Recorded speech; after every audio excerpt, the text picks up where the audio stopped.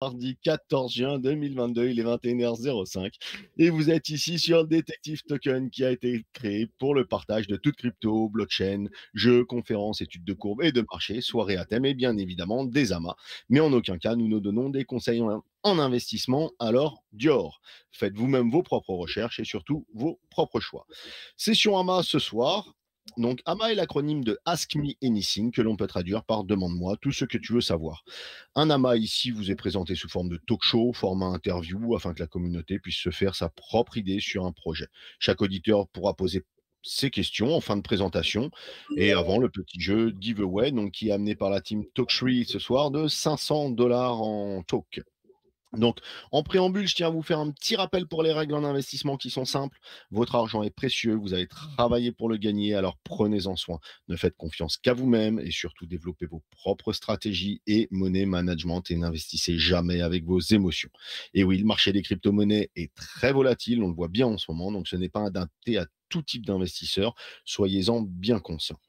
Et parlant d'investisseurs, n'oubliez pas que vous êtes les uniques responsables de vos investissements. Et non, on n'investit pas l'argent que l'on est prêt à perdre, mais la somme dont on n'a pas le besoin pour vivre à l'instant T. Sauf pour les joueurs de casino sur la DeFi. On en reparlera une autre fois, comme à chaque fois. Donc, je suis Nicolas, accompagné de Namel, Lo et Verzi, peut-être ce soir. Euh, donc, nous recevons ce soir Antoine Crealet et Amaury Deslois, si je ne fais pas d'erreur sur la prononciation des mots. Ouais, tu l'as bien talké. Ah, ça marche, merci. Donc, ce sont les fondateurs de Talktree. Donc, bienvenue à vous et merci d'être ici ce soir pour la présentation donc, de Talktree. Alors, on n'a pas créé les jingles encore. Hein. Namel va falloir créer le jingle entretien d'embauche. Allez, je commence toujours les petits amas parce que j'appelle l'entretien d'embauche, les questions pourries. Donc, vous retrouverez évidemment tous les liens de nos invités sur notre TG pendant le déroulement de l'AMA, comme le TG et que évidemment, ce sera simple pour vous tous les liens, que ce soit le Twitter que vous voyez ici, le Telegram, le site internet et tout ce qu'on va retrouver, white paper, etc., que l'on va vous donner. Donc, jingle entretien d'embauche. Bah, où est mon avatar? Où sont mes jingles? Namel, c'est quoi ce bordel? Ah oui, c'est pas encore. Bon, très bien, ça marche. Allez, Amaury, Amaury, Antoine, on va commencer par le qui êtes-vous? Qui veut commencer? Ça qui me paraît une bonne idée. Allez, Antoine, c'est le plus jeune. Allez. Salut Antoine. Allez. Salut. Go pour la présentation. Donc Antoine, j'ai 45 ans, donc je suis pas si jeune que ça. Ça fait donc 20 ans que je travaille dans le digital. J'ai déjà monté donc 2 sociétés. J'ai travaillé pour des sociétés américaines, principalement dans la publicité. Et là, en fait, la dernière société qu'on a montée, c'était une société spécialisée donc dans les bots, des bots vocales. On était la première boîte en France à créer en fait des applications vocales pour Amazon Alexa et les Google Home. Puis après, on a réussi à créer notre propre technologie qui permet en fait de parler et de converser. Et donc, c'est pour ça qu'on va vous présenter donc, ce beau projet qui est Talktree qu'on va adapter, parce qu'on va adapter justement cette technologie donc, est liée à des avatars qui vont permettre de parler dans les métaverses, mais aussi sur des sites web du Web 2 de façon très fluide et facile. Ça marche. Merci à toi, Antoine. Alors, bah écoute, ça paraît plus que pas mal. Après, si vous avez la possibilité d'open vos caméras, c'est très bien aussi. Et Namel, en effrayant pour l'enregistrement, c'est pas plus mal, c'est plus sympa, c'est plus interactif pour le replay YouTube que l'on fait après. Ah, Maurice, tu t'y colles? Enfin, je me permets de vous tutoyer, hein, mais c'est plus simple. Oui. On peut, je suis désolé, je vais essayer de me foutre la caméra derrière, mais comme j'ai deploy le truc sur mon Mac, il faut que je valide un autre truc et il a pas l'air de vouloir. Donc, ouais, je crois que normalement, tu dois redémarrer, si tu es sur Apple, tu dois redémarrer le Telegram et revenir. Exactement, donc on va pas faire ça, hein, on va oublier, je suis désolé. C'est pas grave, de toute façon, je suis pas très beau et je suis très vieux, donc vous ratez rien. Comme ça. On va laisser juste Antoine, c'est ça? Ouais, c'est le C'est le beau gosse des deux. C'est le jeune beau gosse. C'est lui qui a le gros cerveau. Moi, je compte les sous, je réfléchis au business, je crée des partenariats. Ouais, donc, comme un geek dans sa cave, donc les cheveux blancs, cheveux longs qui traînent, les boutons. Ouais, alors exactement. N'empêche que mon premier PC, je sais pas comment vous voulez l'acheter, mais moi, c'était du Lego à l'époque. On pouvait pas en acheter un complet. Il y a eu l'Apple II Euro Plus avec les floppies à 5 en taille 5,5 là. Et après, j'ai monté mon premier PC avec les cartes que j'achetais en petits morceaux. La première carte graphique 1 méga 16 bits. C'était un truc de fou que j'allais acheter chez les Chinois. Donc les PC, ça n'existait pas comme ça aujourd'hui. J'ai commencé dans l'informatique. J'ai travaillé pour des grandes marques et j'ai travaillé sur des systèmes de clonage, de giga-serveurs, des choses comme ça. Ensuite, j'ai basculé sur du grand public chez Packard Bell, qui faisait les premiers PC un peu grand public avec des accès directs à Internet. Internet, et du contenu, de la publicité. J'ai participé à l'ouverture des premières régies publicitaires en France. C'était à l'époque Real Media, qui a été racheté plus tard par GroupM, donc les premières régies américaines qui commençaient à faire de la pub. Donc toujours pub, toujours très tech, toujours très pub. Un peu geek, mais probablement moins que les nouvelles générations parce qu'on peut être dépassé. Bref, j'adore ça. Qu'est-ce que j'ai fait d'autre? J'ai toujours bossé pour des boîtes américaines principalement. Et maintenant, je suis bien content de bosser pour une boîte bordelaise, française, et qui a un peu de notion de privacy. Quand je dis un peu, c'est beaucoup, parce qu'on en a marre aussi de se faire piller et de se faire écouter. Donc, on a essayé de construire un truc un peu sympa pour qu'on protège aussi les gens et les utilisateurs. Et ce n'est pas pour rien si vous êtes sur Telegram. Et puis, voilà, monter pas mal de boîtes aussi, travailler dans la représentation de plein d'univers, parce que quand on évangélise, on commence par le web, puis ensuite on fait l'audio, et puis maintenant on va faire les avatars. Et puis on a constitué avec Antoine. Antoine, on a déjà bossé ensemble en 2005. Il était arrivé dans une boîte que j'en sais que c'était Value Click, c'était les premiers à faire de la publicité à la performance, avant que Criteo arrive et que tous ces gens-là arrivent, avant même que les grosses places de marché arrivent de Google, puisque c'était double clic à l'époque, le fameux DV. C'était un ad serveur qui n'était pas du tout à Google. Et moi, je travaille chez Almedia aussi, donc qui était l'autre ad serveur. Donc voilà, j'adore la tech. On a toujours été dans les révolutions de la publicité, du digital, et maintenant on veut avancer sur cette logique de méta, de Web3, de 3D, de VR, où on amplifie les gens et on leur offre des expériences un peu sympas. Très bien, merci à toi. Alors, je dis entretien d'embauche parce que ma question pourrie, elle arrive. C'était pas le qui êtes-vous. Ouais. Comme on aime bien un peu connaître les teams et les équipes, c'est pour ça que on demande aussi des fois s'il y a la cam, ce qui est plus simple. Donc, quelles seraient, si je dois vous demander vos 3 principales valeurs personnelles, ce serait quoi? Allez, moi je réponds. Moi j'aime bien les gens qui disent ce qu'ils font et qui font ce qu'ils disent. Ça, c'est ma règle de base depuis toujours. Les gens qui parlent et qui font autre chose, ça m'insupporte. Et même pour moi, c'est désagréable, donc j'essaie de m'y tenir. Le travail collaboratif, parce que bosser tout seul, c'est chiant, c'est pas drôle. Et avec Antoine, on s'est retrouvés, et notre troisième associé qui est Arnaud, on fait le groupe des 3 A. C'est pas 3 andouillettes, mais on est 3 experts sur le métier avec une belle expertise, et en plus on s'entend hyper bien parce qu'on est super complémentaires. La troisième serait quoi? L'espoir, l'espérance, le fait de croire dans l'avenir et d'y participer. Merci Amaury. Antoine? Moi, c'est la famille. Déjà, va falloir augmenter un peu ton son, je crois, ou ton micro. Parce que tu m'as demandé la caméra, donc du coup, je suis obligé de passer par le téléphone. T'es sur le téléphone? Tu m'entends mieux là? Ouais. Ok. Donc la famille, le travail et l'amitié. Voilà, c'est mes valeurs donc principales. D'accord. Et vous êtes combien dans la team actuellement? Les rôles et l'expérience de crypto de tout le monde en succinct? Donc aujourd'hui, dans la team, on a Pierre Papron. Je ne sais pas si tu connais de nom. Donc Pierre, en fait, c'est lui qui a été le premier président. Vous m'entendez bien ou pas? Ouais, on t'entend. Okay, peut-être juste présenter Arnaud, ton troisième associé là, Antoine, avant de passer à Pierre.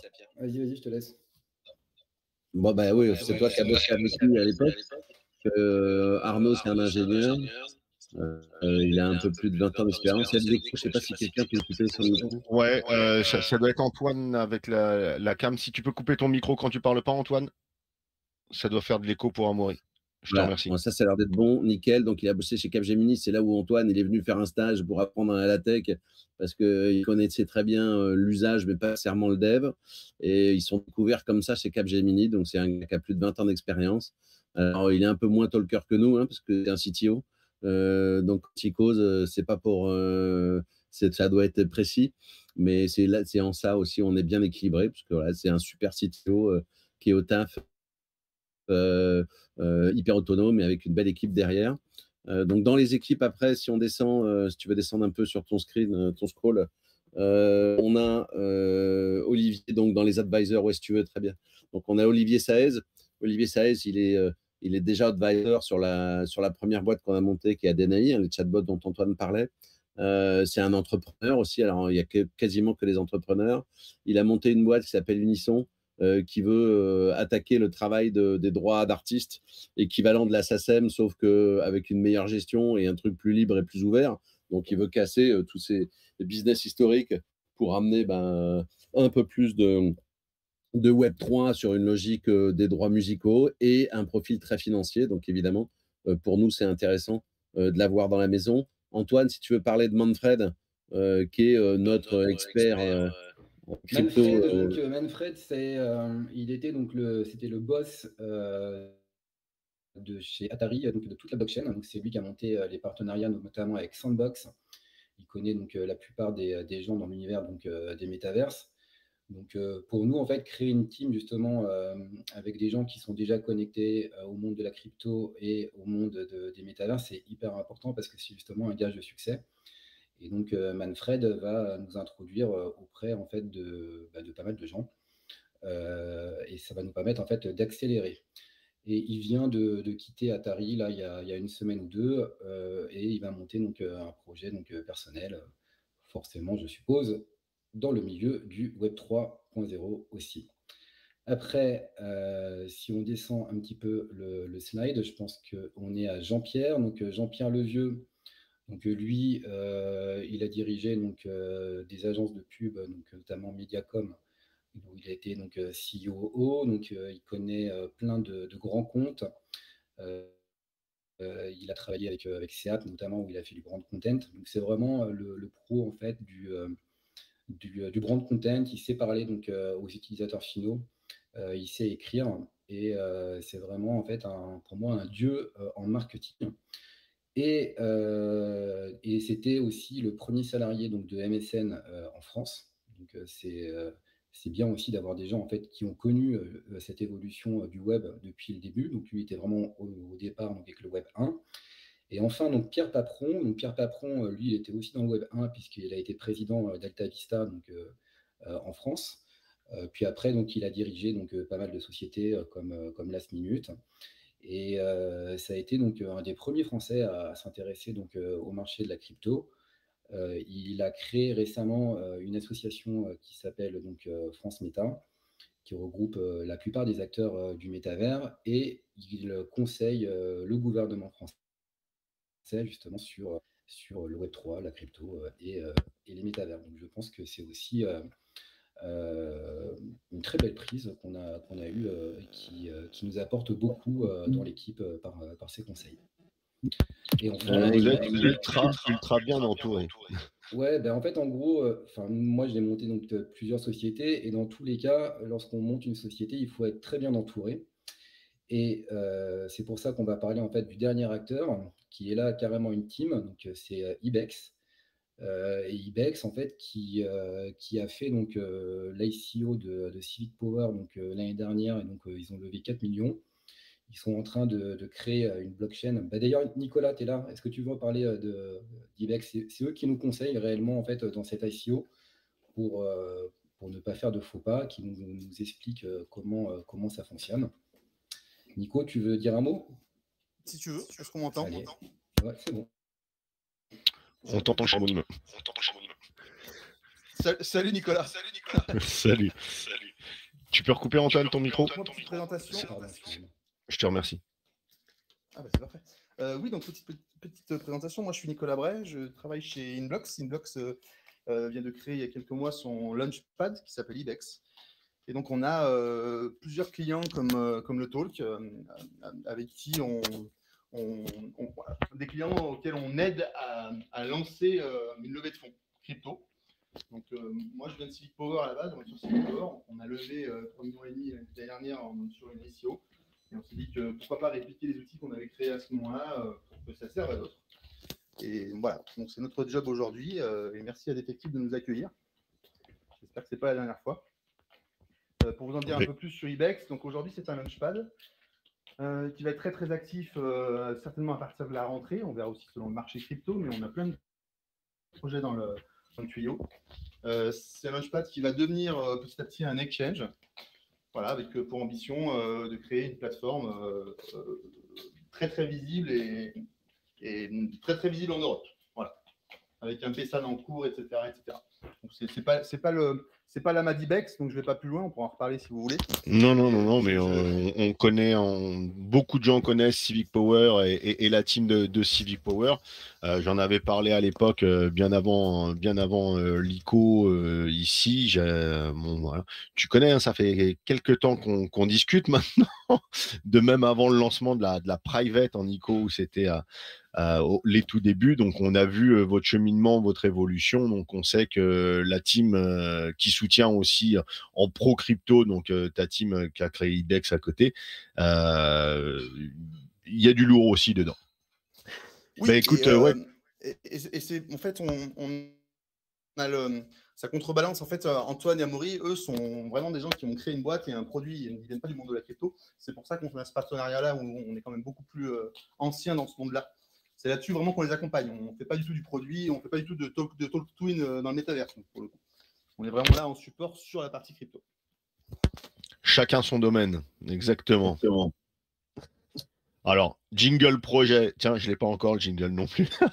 Je pousse Nami, il va me créer des jingles.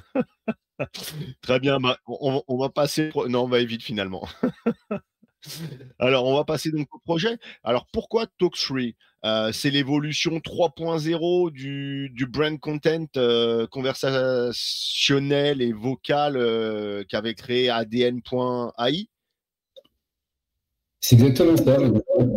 Dans Talk, donc, il y a le Talk, en fait, c'est on parle, et après le 3 du Web 3.0. Et donc, jusqu'à présent, chez ADN.ai, on avait lié donc, le Talk avec principalement des images, donc des bots en 2D. Et là, en fait, on va avatariser le bot, d'où le Talk 3. Ok, donc je ne m'étais pas trop trompé sur sur l'initiale. Je vois que dans votre boîte donc d'ADNAI, donc Talk3, c'est une filiale d'ADNAI. ADNAI, vous avez des clients quand même. On les voit, hein, que ça passe par M6, Carrefour, Dior, Nutella, Guerlain, Saint-Gobain, Énergie. Vous sortez pas de nulle part et votre projet est déjà déjà lancé, enfin déjà des bonnes bases. La boîte ADNAI existe depuis 2017, c'est bien ça ? C'est ça. Qui veut nous faire un petit historique alors de l'idée à la création jusqu'à l'évolution et l'arrivée de Talk3 ?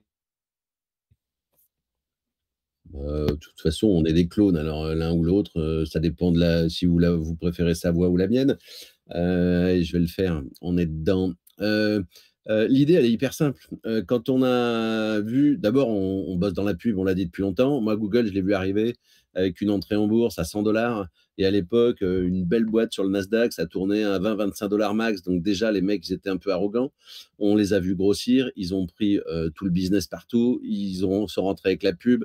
Ils ont pris le navigateur. Ils ont pris le téléphone. Ils ont tout pris. Donc en 2016, quand ils ont commencé à lancer l'assistance vocale et s'intéresser au même titre qu'Amazon sur le marché, on s'est dit qu'il y avait un truc qui allait se passer et que si Google y allait, c'est que la logique dont on allait utiliser un certain nombre de contenus allait évoluer. On était sur des surfaces planes avec des écrans où on avait du texte, des images, du texte et au fur et à mesure de la vidéo. Avec cette évolution lourdes, qu'est-ce que la voix peut apporter et pourquoi Google vient dedans? Parce que Google, il vient de la pub, donc on leur pose des questions, il répond, sauf qu'aujourd'hui, il le fait en texte, et puis demain, il va le faire en vocal un peu partout. Et là, on s'est dit, OK, c'est évident qu'il y a une grosse évolution. Je crois qu'on est une des premières boîtes aussi à s'être lancée là-dessus, et on a commencé à travailler pour construire, pour les marques, pour projeter les marques dans cet univers qui est en train de changer, en leur disant, voilà, aujourd'hui, vous avez une appli, vous avez un site web, vous avez des portails de marque, vous avez des magasins. Et la voix, qu'est-ce que ça va faire dans tout votre écosystème? Et idéalement tout, c'est parce que c'est pas que le digital. On sait que la meilleure expérience qu'on peut avoir, c'est quand on rentre au magasin et qu'on a besoin de quelque chose. Si on trouve un bon commercial et qu'en plus il est pas trop mauvais gosse, enfin, tu vois ce que je veux dire, s'il est avenant et qu'il sait bien te parler, en fait, il va répondre à ton problème hyper vite. Et il n'y a pas mieux que ça, en fait. Et sur le web, on n'a pas trop réussi à le faire. Donc, c'est sûr qu'au moment où on se dit, j'ouvre la parole et je peux parler quelque part où je peux avoir des réponses, on l'a vu l'évolution avec le social et puis on a vu l'évolution avec les chatbots. Les chatbots, ils sont arrivés parce que derrière, les gens, ils ont des questions et que c'est pas facile de trouver les réponses. Donc, je sais pas si vous savez, mais un chatbot sur un site e-commerce, ça augmente la performance et le chiffre d'affaires de plus ou moins 35%. Donc, c'est pas anecdotique. Et encore, là, je parle que du business commercial, marchand. Mais la vraie réalité, c'est que quand Clubhouse est arrivé aussi, on a bien vu que la logique sociale, ils voulaient de la voix. Et puis, les gens, ils veulent parler, quoi. Sur Facebook, on pose une question et puis il y a des milliers qui répondent, mais c'est pas encore très privatif. Donc, on s'est dit que tout ça, c'était une évolution d'utilisation du contenu qui est très, très différentielle, qu'on pouvait utiliser à titre perso ou à titre professionnel dans tout un tas de contextes. Je rajoute aussi des petits éléments, c'est qu'on a pas mal travaillé notamment avec VVF, avec des gens qui ont une approche assez RSE ou en tout cas assez sociale, c'est-à-dire pas élitiste, mais le web pour tous, tu vois, une notion un peu ancienne. Aujourd'hui, il y a plein de gens qui n'ont pas accès au web en fait. Alors vous qui êtes hyper crypto, ça peut vous paraître un peu bizarre, mais un mec qui est aveugle, il n'a pas accès au web ou encore c'est une tannée. Un vieux, mon père, il avait une calculatrice, il avait une règle calculatrice, il a eu un iPhone maintenant, mais bon, il ne sait pas s'en servir. Donc aujourd'hui, le web, lui, il ne sait pas faire. Et donc la chose la plus naturelle de tout ça, c'est de faire qu'en fait, le plus simple, quand on a un problème, c'est de le dire et donc de poser une question. 240 mots minutes quand on parle et quand on tape 70, 80 si on est bon. Donc on voit bien que la gestion n'est pas du tout la même. Donc pour les vieux, et aussi pour les très jeunes, dont les personnes handicapées, ça veut dire que le Web3 et cette logique de talk, elle va aussi permettre à tout un tas de gens d'avoir des services qu'ils n'auraient pas eu avant. Et donc, tu mélanges tout ça dans un pot, tu dis, voilà, demain, on va avoir une nouvelle navigation, une nouvelle forme de navigation, une nouvelle forme de surf, des nouveaux navigateurs qui vont être des interfaces, quelles qu'elles soient et où qu'elles soient, parce qu'il y en a partout. Je ne sais pas si vous avez remarqué, mais au téléphone, il y a un micro. Dans toutes les applications, il y a un micro. Dans votre navigateur, il y a un micro. Dans votre bagnole, il y a un micro. Dans votre télé, maintenant, il y a un micro. Dans votre glace et votre balance connectée, il y a un micro. Et donc, c'est cette révolution-là qui est en train d'arriver avec cette logique de contenu ultra accessible où n'importe qui va pouvoir poser un certain nombre de questions à n'importe quoi et ou à n'importe qui. Donc, voilà, c'est comme ça qu'est née l'idée. C'est de démarrer avec du conseil, accompagner les boîtes pour les projeter dans cet univers-là. Puis, au fur et à mesure, on s'est dit que on ne pouvait pas rester non plus que sur Google et Amazon, parce que c'est encore que les Américains, ils écoutent tout, mais on ne sait pas ce qu'ils font avec la donnée. Donc, il fallait qu'on développe une techno qui soit propriétaire, la plus facile à utiliser, fonctionnelle, que chacun programme ce qu'il ait envie, qu'il filtre, et full privacy. Et voilà, on a monté ADNAI d'abord avec que du son, ensuite du son et de l'image, c'est-à-dire donc un contenu qui parle et puis potentiellement du texte, des images dans le contenu, comme une page web. Et puis là, on s'est dit, OK, méta 3D, avatar, mais qu'est-ce que je vais faire? Comment je vais m'incarner? Et comment je peux m'automatiser? Et c'est là où on s'est dit, c'est une évidence, on a déjà tout le cœur de la techno, on sait rendre n'importe quoi conversationnel. Et maintenant, il faut qu'on l'incarne avec une enveloppe humaine et voire même qu'on le rende autonome. Voilà, c'est ça, totalement partout, dans tous les métaverses et quasi partout ailleurs. Vous développez en quelque sorte l'utile dans l'utilité du Web3, en fait, son propre avatar pour évoluer, communiquer bien plus partout.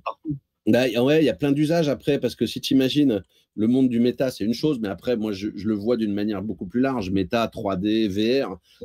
Une fois que j'ai créé un avatar, alors pour le méta, c'est assez logique. Imaginez sur une logique B2B. Il y a un marchand, il met une boutique. Aujourd'hui, s'il n'a pas un gars sur sa page Facebook qui est capable de répondre dans l'heure, le service, il est pourri, les gens ne sont pas contents. Dans le monde méta, ce sera exactement la même chose. Par contre, qui est-ce qu'ils vont employer pour bosser 24/24 dans Sandbox ou dans un autre univers 3D? Il va falloir qu'ils aient des mecs idéalement, et puis quand ils n'en ont pas, il faut qu'il y ait un service minimum. Le service minimum que l'État nous a pas toujours filé en question de transport public, question d'accueil, il faut qu'on soit capable de le faire. Et ça, c'est un applicatif, par exemple, pour n'importe quelle personne qui a une boutique ou qui a un service ou qui a du contenu dans le monde méta, c'est d'avoir un assistant, entre guillemets, un méta autonome de lui qui lui ressemble. Je prenais un exemple là, parce qu'on voit toujours les grandes marques. Moi, j'aime bien imaginer, je sais pas, c'est qui ton égérie préférée? Alors là, pas du tout. Moi, je te donne la mienne. Je suis hors jeu là-dessus, c'est pas. Ok, tu prends une Nathalie Portman. T'imagines, tu arrives chez Dior. Et puis, tu es dans le monde méta de Dior. Et là, imagine que Nathalie, elle est digitalisée, que tu parles à Nathalie et qu'elle te réponde. Alors, ok, on sait que c'est du 3D, mais quand même, c'est mieux qu'avoir bot 3624X1, tu vois.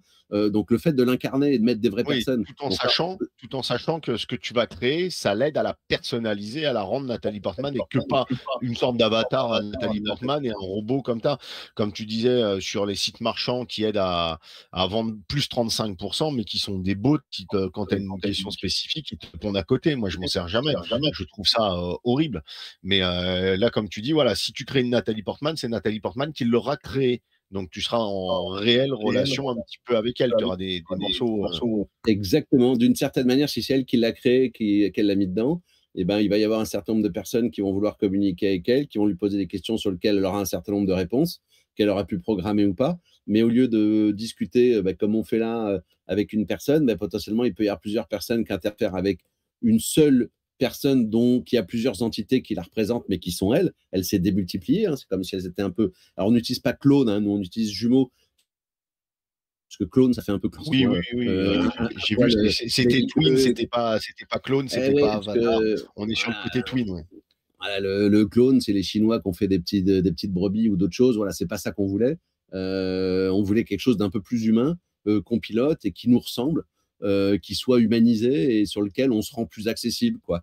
Plus à l'écoute, plus communicant, plus disponible. Voilà. Et que ce soit en B2B et B2C aussi, vous cherchez à devenir, en gros, à créer, à être l'indispensable dans tous les univers existants et à venir. J'allais te demander l'intérêt d'un projet tel que celui-ci, pourquoi avoir son assistant, même si on se dit, on le voit dans tous les films de science-fiction, que ce soit même il y a 20 ans dans les Retours vers le futur 2 ou 3, des choses comme ça, ou Ready Player One qui n'a pas 20 ans, voilà, il y a des jeux d'avatar et autres. Donc en gros, t'es toi précurseur, t'es comme un nouveau Apple et on ne voit pas encore assez loin. C'est les prémices de la chose, quoi. Alors, on est en évangélisation depuis déjà un bon moment. Marc, tu vas me dire, on a toujours fait ça qu'avec Antoine. On a toujours bossé sur l'évangélisation de toutes les technos qui arrivaient sur le marché. Donc, on commence à être un peu rodé, mais ça empêche que c'est toujours aussi long.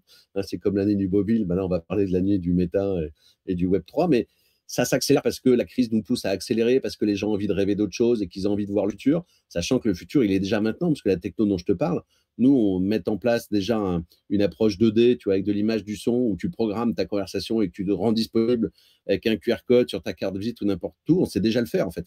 Donc, on ne se rend pas bien compte à quel point, en fait, ça va se déployer vite, parce que l'infrastructure, elle est présente, la bande passante, elle est présente. Alors, il y a 2-3 trucs encore à travailler, notamment sur les univers 3D, où souvent la définition est un peu plus basique et pas assez fine. Donc, pour avoir un talking twin de toi, un jumeau numérique de toi, la définition sera peut-être pas folle, mais il y aura toujours ton son et au fur et à mesure, ça va s'améliorer. Il y a vraiment pas de limite au nombre de choses qu'on peut imaginer et qui peuvent vraiment rendre service ou qui peuvent être ludiques. Ouais, et quand ça va vraiment se lancer, ça va prendre une vitesse de folie. Ça va passer du déambulateur au TGV. C'est ça. Juste pour te donner un exemple, on travaille en pub, et tu vois, vous connaissez tous les pubs digitales, sauf si vous avez des adblocks et que vous les virez, mais le taux moyen d'une publicité en digital, c'est 0,05% de gens qui cliquent. Nous, on arrive à monter à 2 à 3%. C'est-à-dire que le nombre de gens qui interagissent avec, il est multiplié par 50, 100, juste parce qu'on offre un truc sympa, ludique, amusant, et on force C'est ce que personne. les gens veulent. Bah, Parce je crois que les gens, qu'ils veulent bien du veulent, progrès. Ils veulent bien du progrès, mais ils veulent de la privacy. Ils veulent de l'humain, mais tout en étant un peu chez soi, mais avoir un retour humain et pas avoir un retour de bot. C'est comme tous les gens qui t'appellent sur ton téléphone fixe ou portable, où ils lisent des scripts et tu as envie de leur raccrocher au nez parce que ça pourrait être un robot qui te dirait ça. Ils ne sortent pas de leur script et c'est infâme. Ouais, exactement. Imagine un truc, tu sais, on est tous en train de stalker des gens, ou alors quand tu fais du dating, bon, tu vois un profil, tu vois une photo, tu vois du texte, bon, bah tu lis, tu regardes, puis après tu dis je fais quoi, bon, tu te chattes un peu, mais bon, tu es un peu à distance. Imagine que tu puisses cliquer sur l'avatar, que l'avatar, tu puisses commencer à lui poser des questions, tu vois vraiment le visage, et puis en plus, tu as la vraie voix, et puis tu poses les questions que tu veux, parce que bah, la personne, elle a mis un certain nombre de contenus disponibles qu'elle a elle-même enregistrés, tu vois. Et là, tu dis, putain, j'ai entendu savoir Ouais, ce qu'elle ok. dit, ça me Donc il y plaît. a. Ouais. Et en même Et temps, j'ai donc, pas pris de risque. J'ai pas pris de risque. Et puis là, je me dis, bah ouais, ce jumeau-là, il me plaît, cette nana, elle me plaît, ou ce mec, il me plaît, ce qu'il dit, c'est chouette et tout. Bah, j'ai envie d'en savoir plus. Bah là, bah, tu passes l'étape, tu vois, et puis là, bah, tu vas à la rencontre. Mais entre deux, je vais à la rencontre et je regarde le profil, il y a une marge quand même, hein, parce et la que photo, elle a 25 ans, elle n'était pas alcoolique. Et... tout ça, c'est fake. Donc, C'est ça. exactement. Ouais, Donc, voilà, donc ça, ce qui crée énormément de fonctionnalités. Parce que tu indiques aussi devoir programmer ton jumeau. Donc, quid des total noobs? Et il y a un côté aussi, est-ce que tu peux développer le no-code aussi? Ce qui sera créé, ouais, ce ça qui sera marche. mis en Ouais. avant aussi.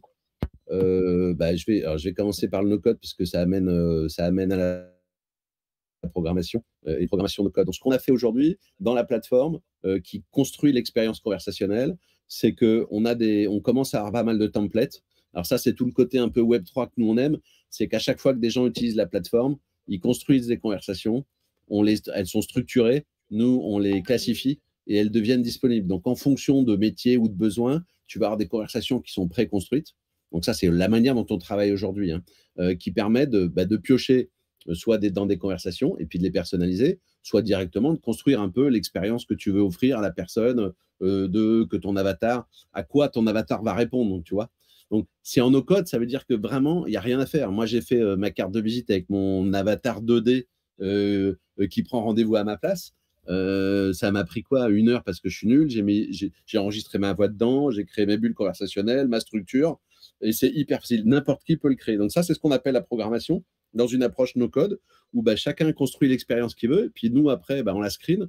Et puis derrière, on relie les bouts pour créer en fait toute une infrastructure après de réponses possibles en fonction de leur pertinence ou de leur performance pour faire que demain, on soit capable d'avoir le machine learning qui vient derrière et faire que, bah, en fonction des sujets ou des capacités que tu veux que ton avatar ait, parce que tu n'as peut-être pas envie qu'il réponde à tout, tu vois, ou tu as envie qu'il soit pro et qu'il réponde à un certain nombre de choses parce que tu as une boucherie, parce que tu as une vente de NFT, parce que je sais pas quoi, et ben, tu choisis les sujets, les compétences, un peu comme un WordPress, tu vois, où tu choisis tous les blocs conversationnels Donc, qui sont... en gros, tu pourras, suivant les sites où il va ou suivant à qui il doit répondre, tu peux créer une sorte de profil pro, un profil relationnel, un profil Exactement. recherche de ce que tu veux, et jouer sur tout domaine, ce qui empêchera que la discussion puisse s'évaporer dans un endroit ouais, ou alors, annoncer des exactement. choses qui ne sont pas adaptées pour d'autres conversations, ça. C'est pour ça qu'on appelle ça des conversations scriptées, parce qu'en fait, à la différence d'un chatbot, c'est que le chatbot, c'est toi qui poses une question et puis lui, il essaye de répondre. Alors, ben, c'est comme Google, c'est comme Siri d'ailleurs à Google. De temps en temps, quand ils n'ont pas la réponse, ils font une blague ou ils font une pirouette ou ils disent j'ai pas bien compris, tu vois. Mais Mais ils bon, n'ont et dans le jamais la service, réponse. voilà, et dans le service audiotel, bah, de toute façon, tu l'as dans le nez parce que tu es obligé d'essayer d'insister pour que ça marche. Donc ça, c'est pas exactement ce qu'on veut faire. L'idée, Ouais, c'est donc plutôt de faire des conversations. tu vas prendre les utilisateurs en fait de ta plateforme, totalement main dans la main, et ça va être du step by step où ils vont créer leur avatar, leur voix Voilà, et sachant tout. que voilà, C'est de l'accompagnement total. tout à fait. Donc on a déjà, mais franchement, c'est hyper facile là, de faire des choses simples.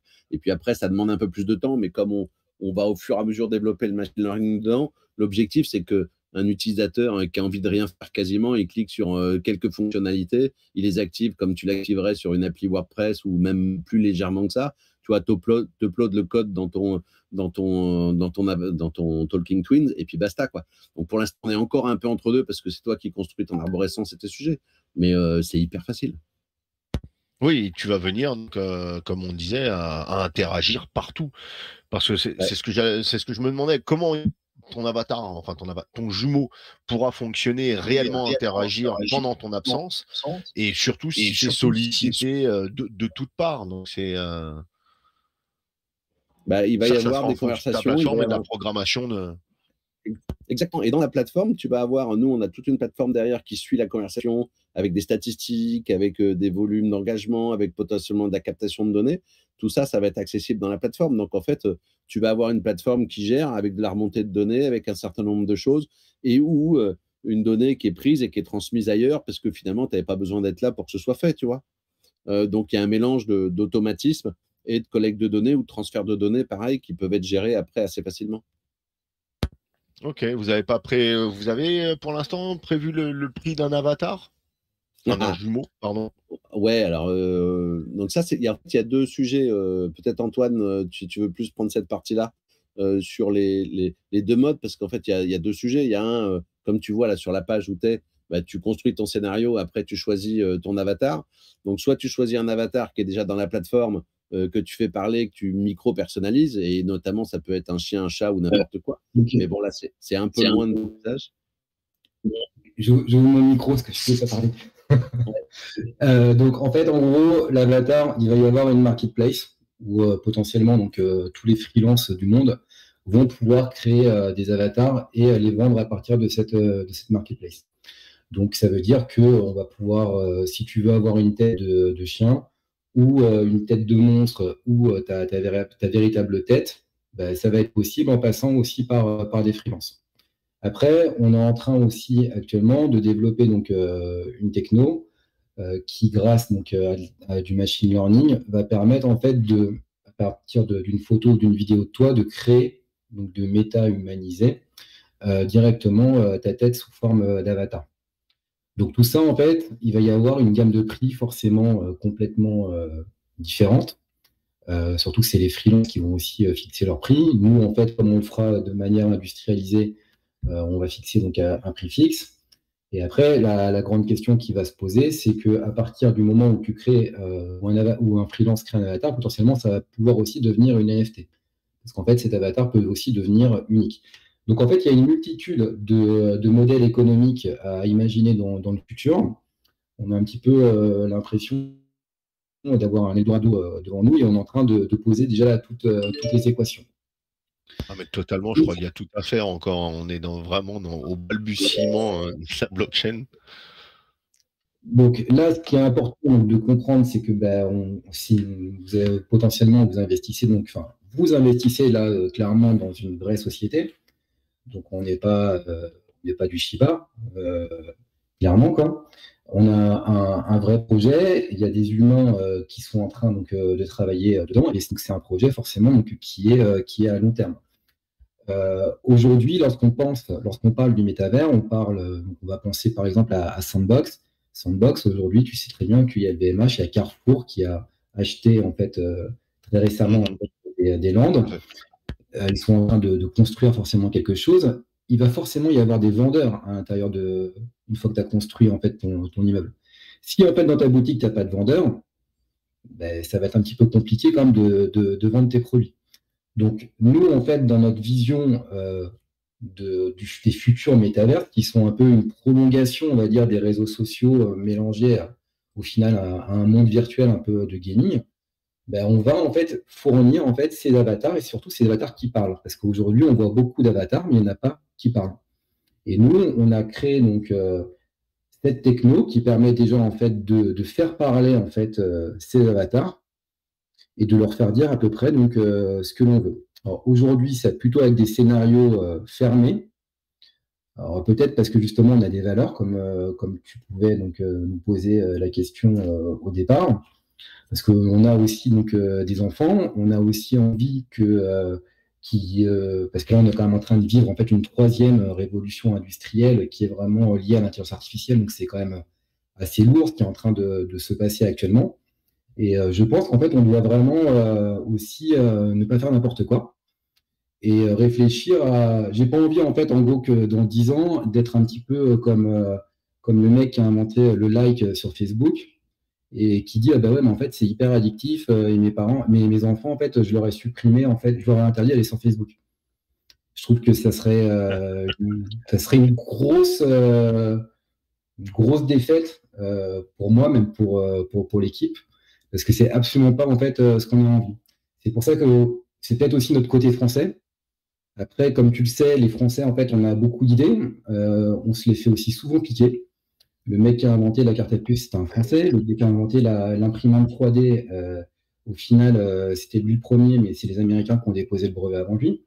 Il y a tellement de personnes qui veulent pas financer ou difficulté de trouver de financement et on a du mal à se lancer et on n'a pas la culture de la réussite. C'est sûr que tout ça cumulé, ça n'aide pas, comme tu dis, dans ce côté français. D'où l'intérêt, en fait, justement, en fait, de ce nouveau monde là, du Web 3 qui nous fait quand même rêver, de cette possibilité de lever des fonds sous forme d'ICO. Parce que justement, ça permet aussi de créer, en fait, c'est comme moi je le vois comme une sorte de crowdfunding, en fait, au final, où tout d'un coup, en fait, tu te crées une communauté qui croit aussi en ton projet. Alors bien sûr, il y a un côté de la communauté qui va être plutôt sur de la spéculation, mais il va avoir aussi partie de la communauté qui va investir chez nous, qui croit réellement en ce projet. Et pour nous, ça, c'est hyper important. Voilà. Ouais, qui n'est pas un projet sorti de nulle part, encore une fois, vu qu'il y a une assise avec ADNAI auparavant et autres. Donc, ça... Il y a déjà une techno qui existe, en fait. Ça aide là-dessus, évidemment. Pour le côté, on parlait du côté privacy tout à l'heure et protection de données. C'est pour ça qu'il y a nombreux qui veulent aussi éviter des connexions avec tout, comme Amaury disait, avec les Américains, Google et etc. On ne sait pas ce qu'on va en faire. Qu'est-ce que vous amenez à ça finalement, parce que vous allez cumuler des données? Comment vous allez assurer un côté privacy et protection de données? Aujourd'hui, donc forcément, on utilise donc déjà des technos open source, mais on utilise forcément aussi des blogs du GAFAM, parce que de toute façon, ils sont partout et ils sont devenus donc incontournables. Néanmoins, en fait, on n'est pas dans ce qu'on appelle leur walled garden. C'est-à-dire qu'en fait, on n'est pas du tout lié à leur politique de confidentialité. Déjà, ça, c'est la première chose donc, à savoir. Comment est-ce qu'on fait pour gérer donc, les politiques de confidentialité? C'est qu'à chaque fois qu'on va demander en fait une donnée personnelle, on pose la question. Donc ça veut dire que si j'ai besoin en fait d'un numéro de téléphone pour que la personne soit rappelée, parce que dans le métavers, je sais pas quoi, elle a vu par exemple, elle est rentrée dans la boutique de Renault et elle a kiffé donc une des voitures, et donc il a besoin en fait de parler à un vendeur pour avoir plus d'informations. On va lui demander acceptes-tu de nous fournir ton numéro de téléphone afin que un des vendeurs donc, de Renault par exemple te rappelle. Donc c'est vraiment en fait la question est posée et lorsqu'il va donner son numéro de téléphone, c'est fait que pour ça. C'est pas fait après pour se faire prospecter ou être revendu à d'autres acteurs. Donc ça, ce sera bien calé dans les conditions générales pour tous vos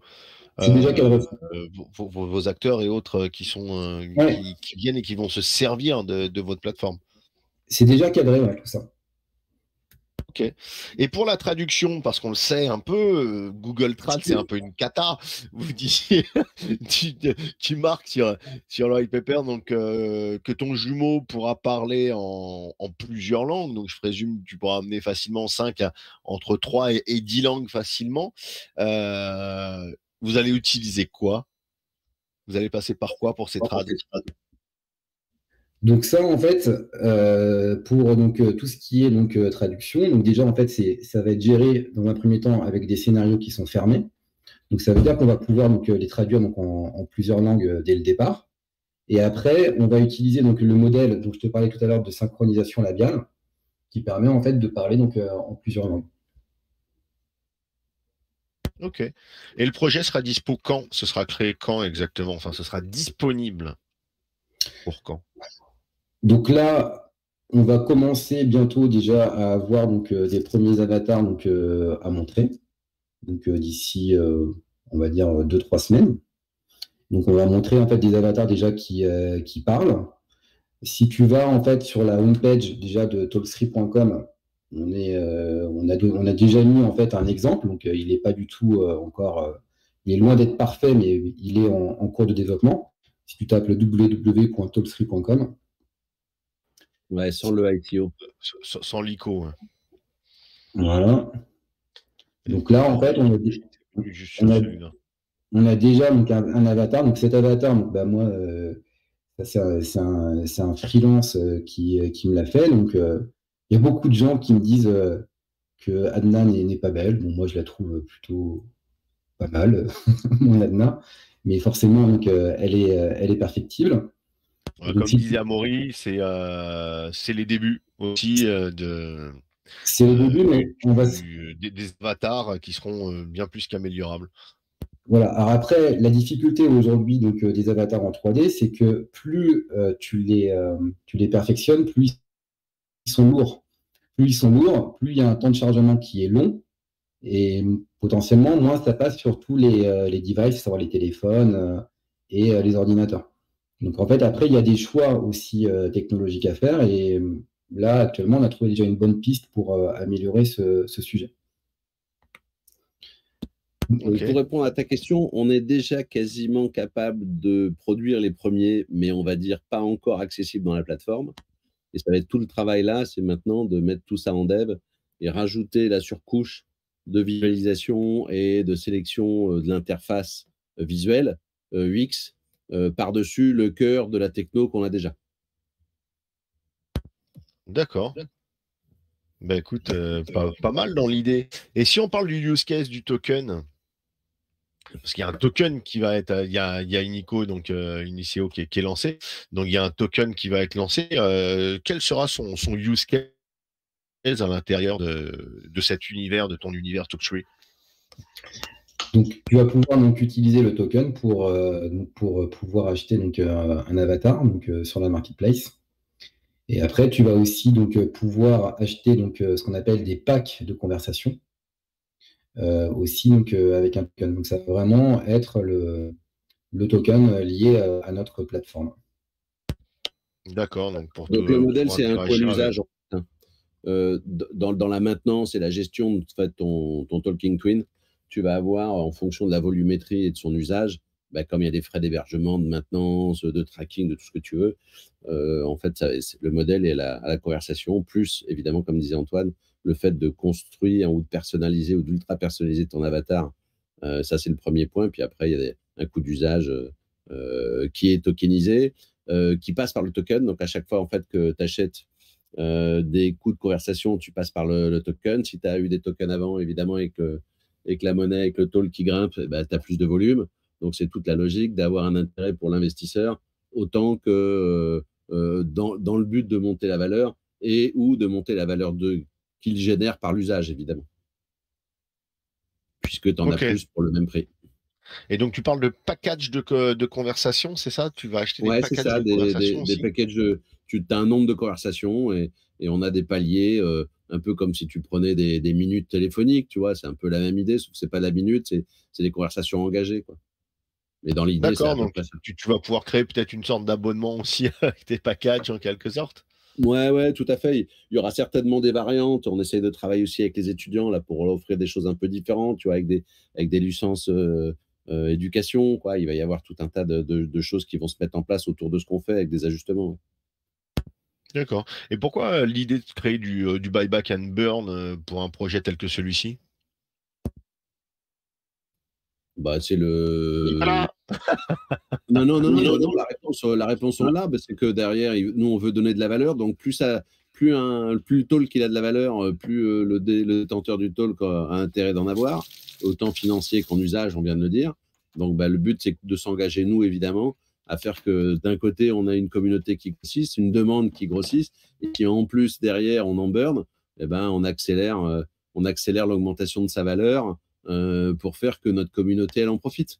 Oui, ça va de soi, ça c'est pour les traders et autres, mais je ne voyais pas l'intérêt direct, parce que le projet est énorme. Vous n'allez pas pouvoir reminter des tokens. Si je ne me trompe pas, c'est limité à 100 millions de tokens au Ouais. départ et c'est la seule émission et il n'y en aura pas d'autres. Il n'y aura pas possibilité d'en remint. Donc, est-ce que pour un avenir lointain, est-ce que c'est pas se tirer une balle dans le pied finalement d'aller burn des tokens s'il y a Ah, vraiment une énorme hype autour? je sens que Nicolas, il va nous répondre. Je peux donner mon avis? Ah ben grave. On Bon, en fait, t'écoute. moi, je trouve que quand une boîte a une vie dans le monde réel, ce qui est rarement le cas dans les SEO que j'ai vus depuis 5-6 ans, c'est très important et c'est très intéressant pour les investisseurs d'avoir un token déflationniste derrière. Parce que il va y avoir de l'utilisation de ce jeton de talk, que ce soit par des professionnels ou par d'autres gens qui auront besoin d'accéder aux services et à la plateforme, à la marketplace, etc. Et pour moi, c'est la quasi-garantie pour les gens qui ont investi dans ce projet et qui ont participé à cette levée de fonds d'avoir un retour sur investissement plutôt important. Si le projet fonctionne, et Amaury et Antoine sont là pour ça, c'est leur job, on a quand même de grandes chances de voir un jeton qui est très très utilisé et donc qui va être à un moment donné burn, parce qu'il va être acheté pour être burn, une partie va être burn. Donc le supply va diminuer et mécaniquement, malheureusement, si je puis dire, le jeton va prendre de la valeur. Donc je trouve que pour des projets qui Comme à chaque fois qu'on burn. qui vont faire du chiffre d'affaires, voilà, je trouve que c'est super intéressant pour les investisseurs d'avoir ce mécanisme-là. D'accord. Donc, en gros, tous tes achats, parce que moi, ce qui me faisait peur, c'est par rapport à partir du moment où tu achètes ton talk, que ce soit tes avatars, les packages, etc., il y aura énormément de dépenses, il y aura de l'achat. Donc, tous ces achats, en fait, qui se feront en talk, par contre, les talks qui serviront à acheter ne seront pas automatiquement burn, évidemment, ça pourra être remis. Non, il y a 16% du chiffre d'affaires de Toll Free qui sera racheté et 8% qui sera brûlé. Donc, on ne va pas brûler l'ensemble des jetons qui seront utilisés. Très bien. Très bien, merci pour les chiffres et autres. Alors, qu'en est-il des partnerships et des backups financiers?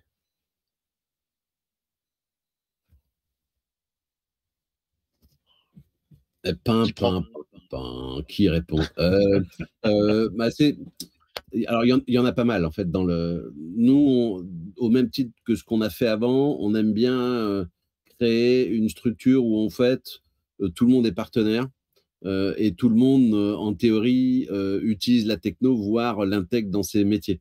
Donc, évidemment, tous les univers méta de premier niveau sont des partenaires potentiels avec lesquels, pour certains, on a engagé des premières discussions, mais c'est early stage, parce qu'on est vraiment sur ce démarrage-là, pour faire que derrière, on s'intègre évidemment technologiquement et que c'est un intérêt pour eux, parce que créer une vie qui a une récurrence et où il y a plus de présence incarnée, bah, pour les plateformes, je pense que ça a un vrai intérêt, parce que ça donne quelque chose d'un peu mieux que quand il y a du monde, que quand il y a personne, ou qu'il y a moins de monde, ou qu'il y a moins de services.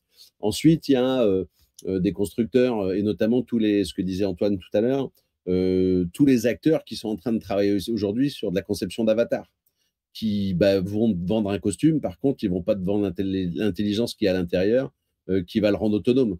Donc ça, c'est encore tout un réseau de partenaires au niveau d'une conception plus graphique, par exemple, que ce soit dans la plateforme ou en dehors de la plateforme. Et puis après, il y a tous les autres acteurs qui sont peut-être pas que Meta, mais qui vont avoir besoin de cette technologie pour faire du VR ou du 3D un peu partout ailleurs. Et alors là, je vais te dire, c'est limité, parce que si je te reprends l'exemple de ce qu'on a fait déjà en 2D sur les médias, donc évidemment, on a été chercher des partenariats avec des médias, ce qui est toujours le cas aujourd'hui de TF1, et il y a quasiment toutes les télés qui sont en train de dérouler derrière.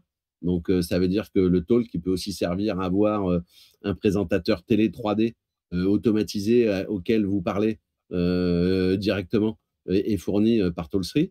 C'est la même chose après sur tout un tas d'autres supports, évidemment digitaux.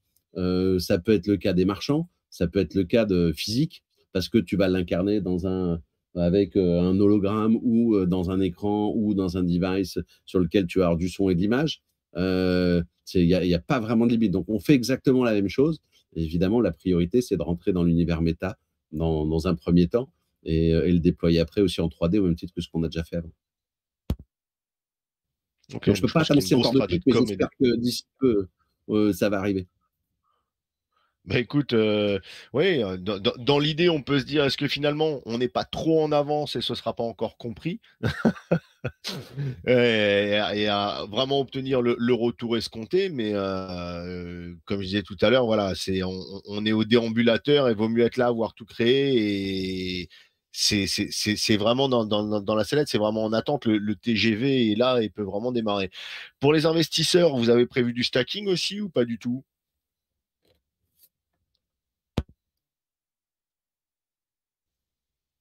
Toi, Nico, tu as- donc le stacking, ça sera en temps 2.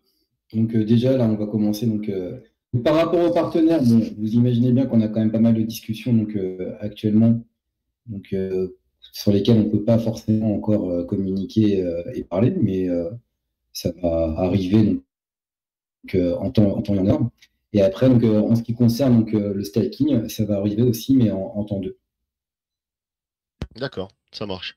Et vous avez de la concurrence réellement sur le marché actuellement ou vous sortez totalement votre épingle du jeu, vous êtes quasi tout seul parce que vous avez des bases et des créations solides aussi avec ADN, avec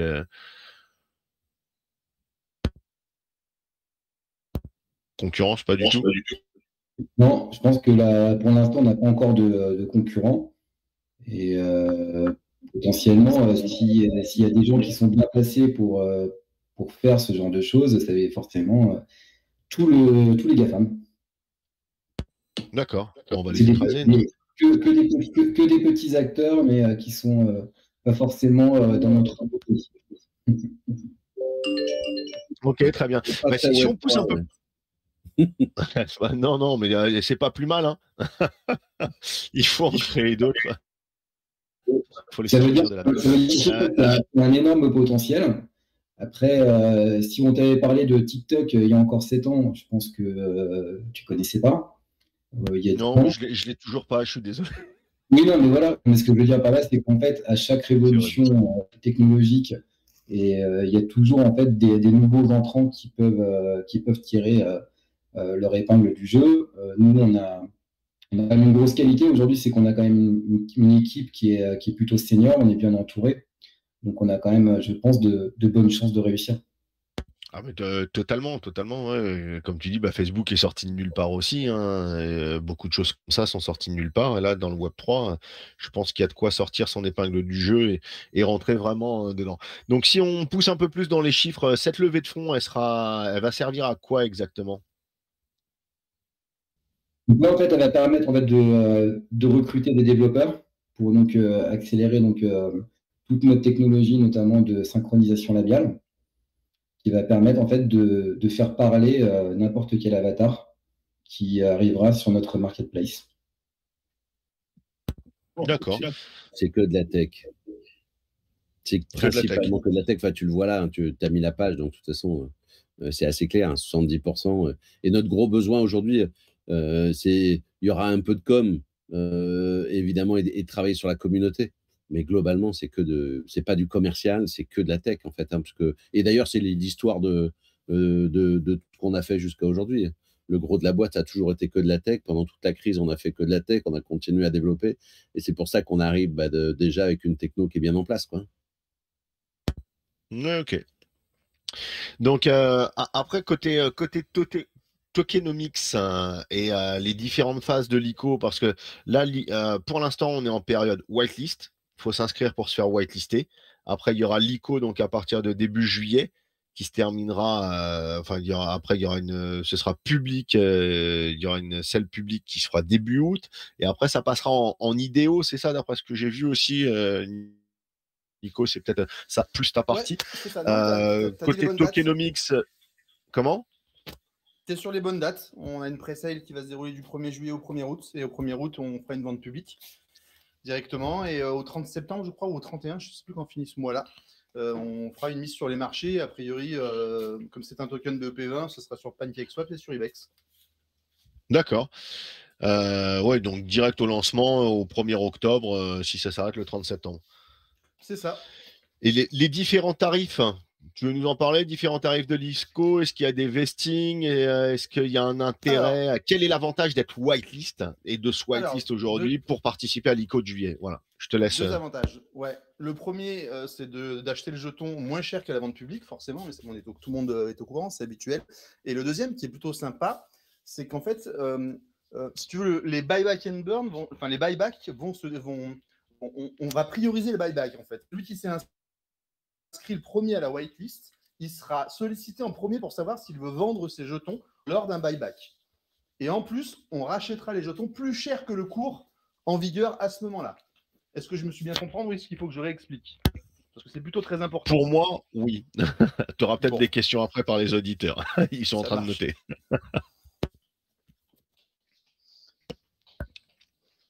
Ok. Tu peux nous donner les tarifs? Oui, Les on a un différents tarifs jeton des qui a, différentes phases? ouais, on a un jeton à 0,045 en pré-sale et pour l'instant, on n'a pas mis de prix pour la public sale. Il sera forcément au-dessus. Mais on attend de voir le déroulement de la pré-sale. On a un marché qui est un peu crado là depuis quelques semaines. Donc Ah, on ultra, s'est ouais. gardé. Ouais, donc on se garde un peu Luna des nous a ventes fait mal. liquidité. Il n'y a pas que Luna, en ce moment, ça tombe un peu tous les Ouais, jours. non, mais ça a été quasi un précurseur de la descente dans le bear. C'est ça. Donc voilà, on a un prix pré-sale qui est fixé, on a un prix public qui sera forcément plus haut, mais qui n'est pas déterminé pour l'instant. Ok, et donc ce sera sur la BSC.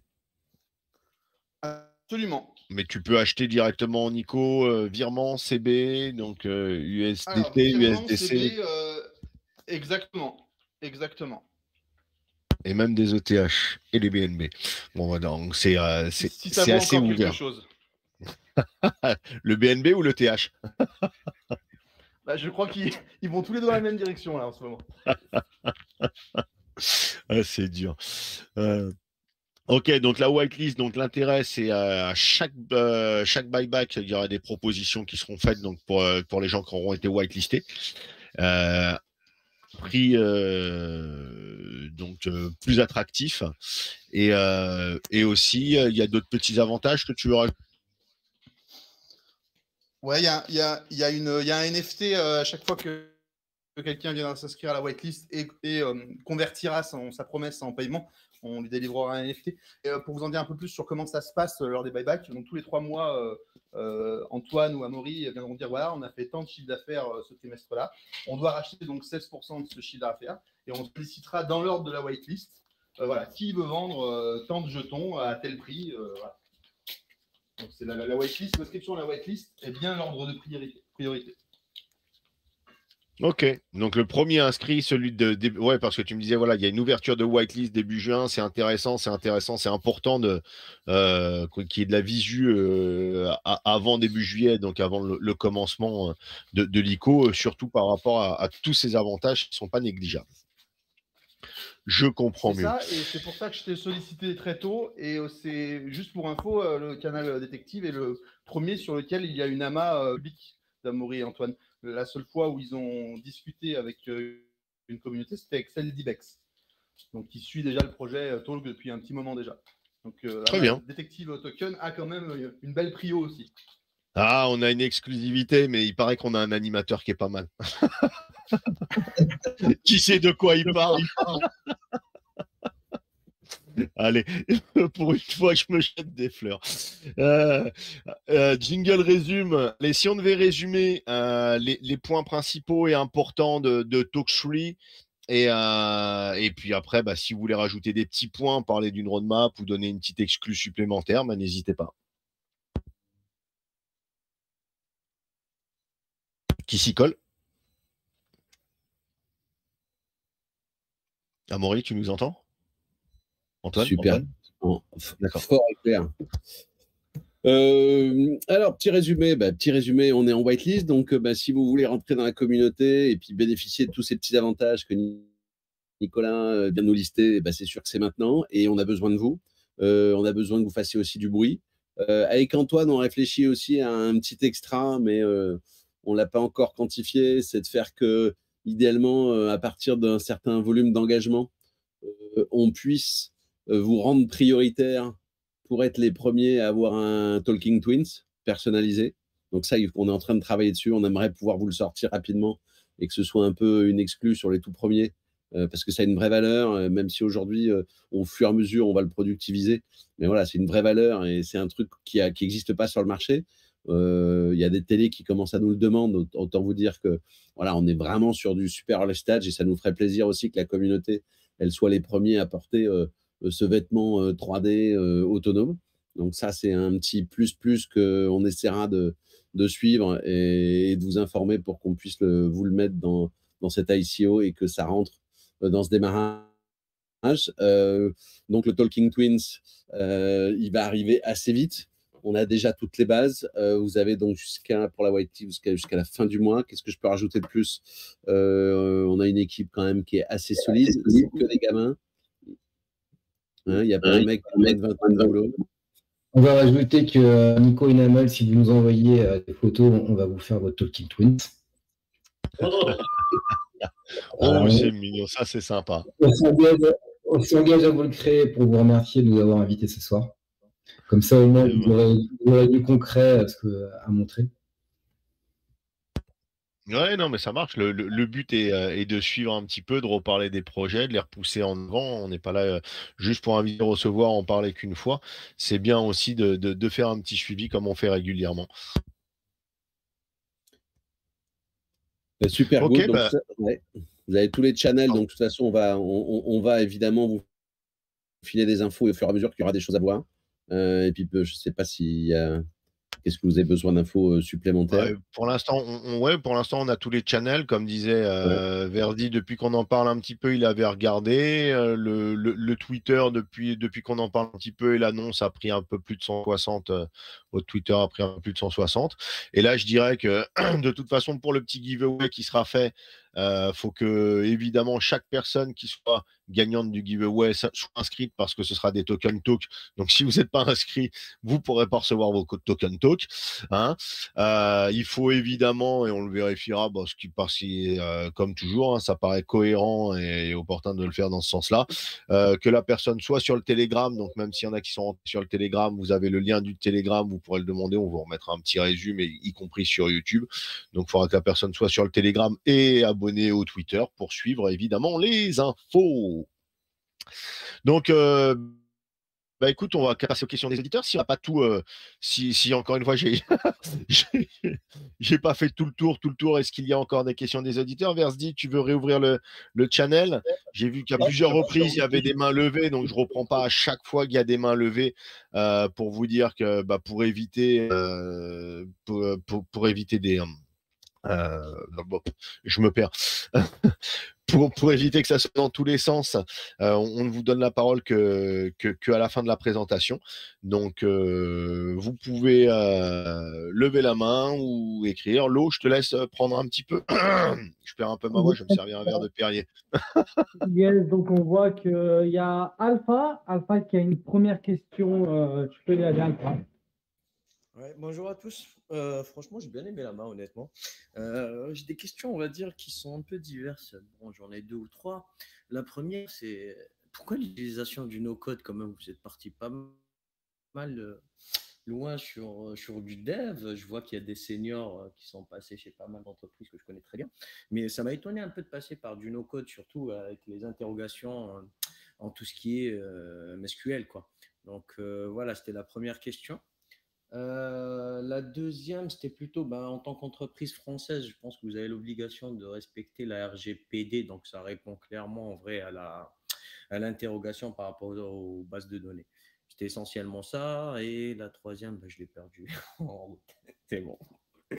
Ouais, laisse-les déjà répondre aux 2 premières, ce qui sera pas mal. Et si tu retrouves la troisième, tu auras peut-être le droit de revenir si tu achètes un package communication. Antoine, tu fais la tech et je fais le GDPR. Exactement. On vient déjà de parler sur le chat en privé avec Alpha.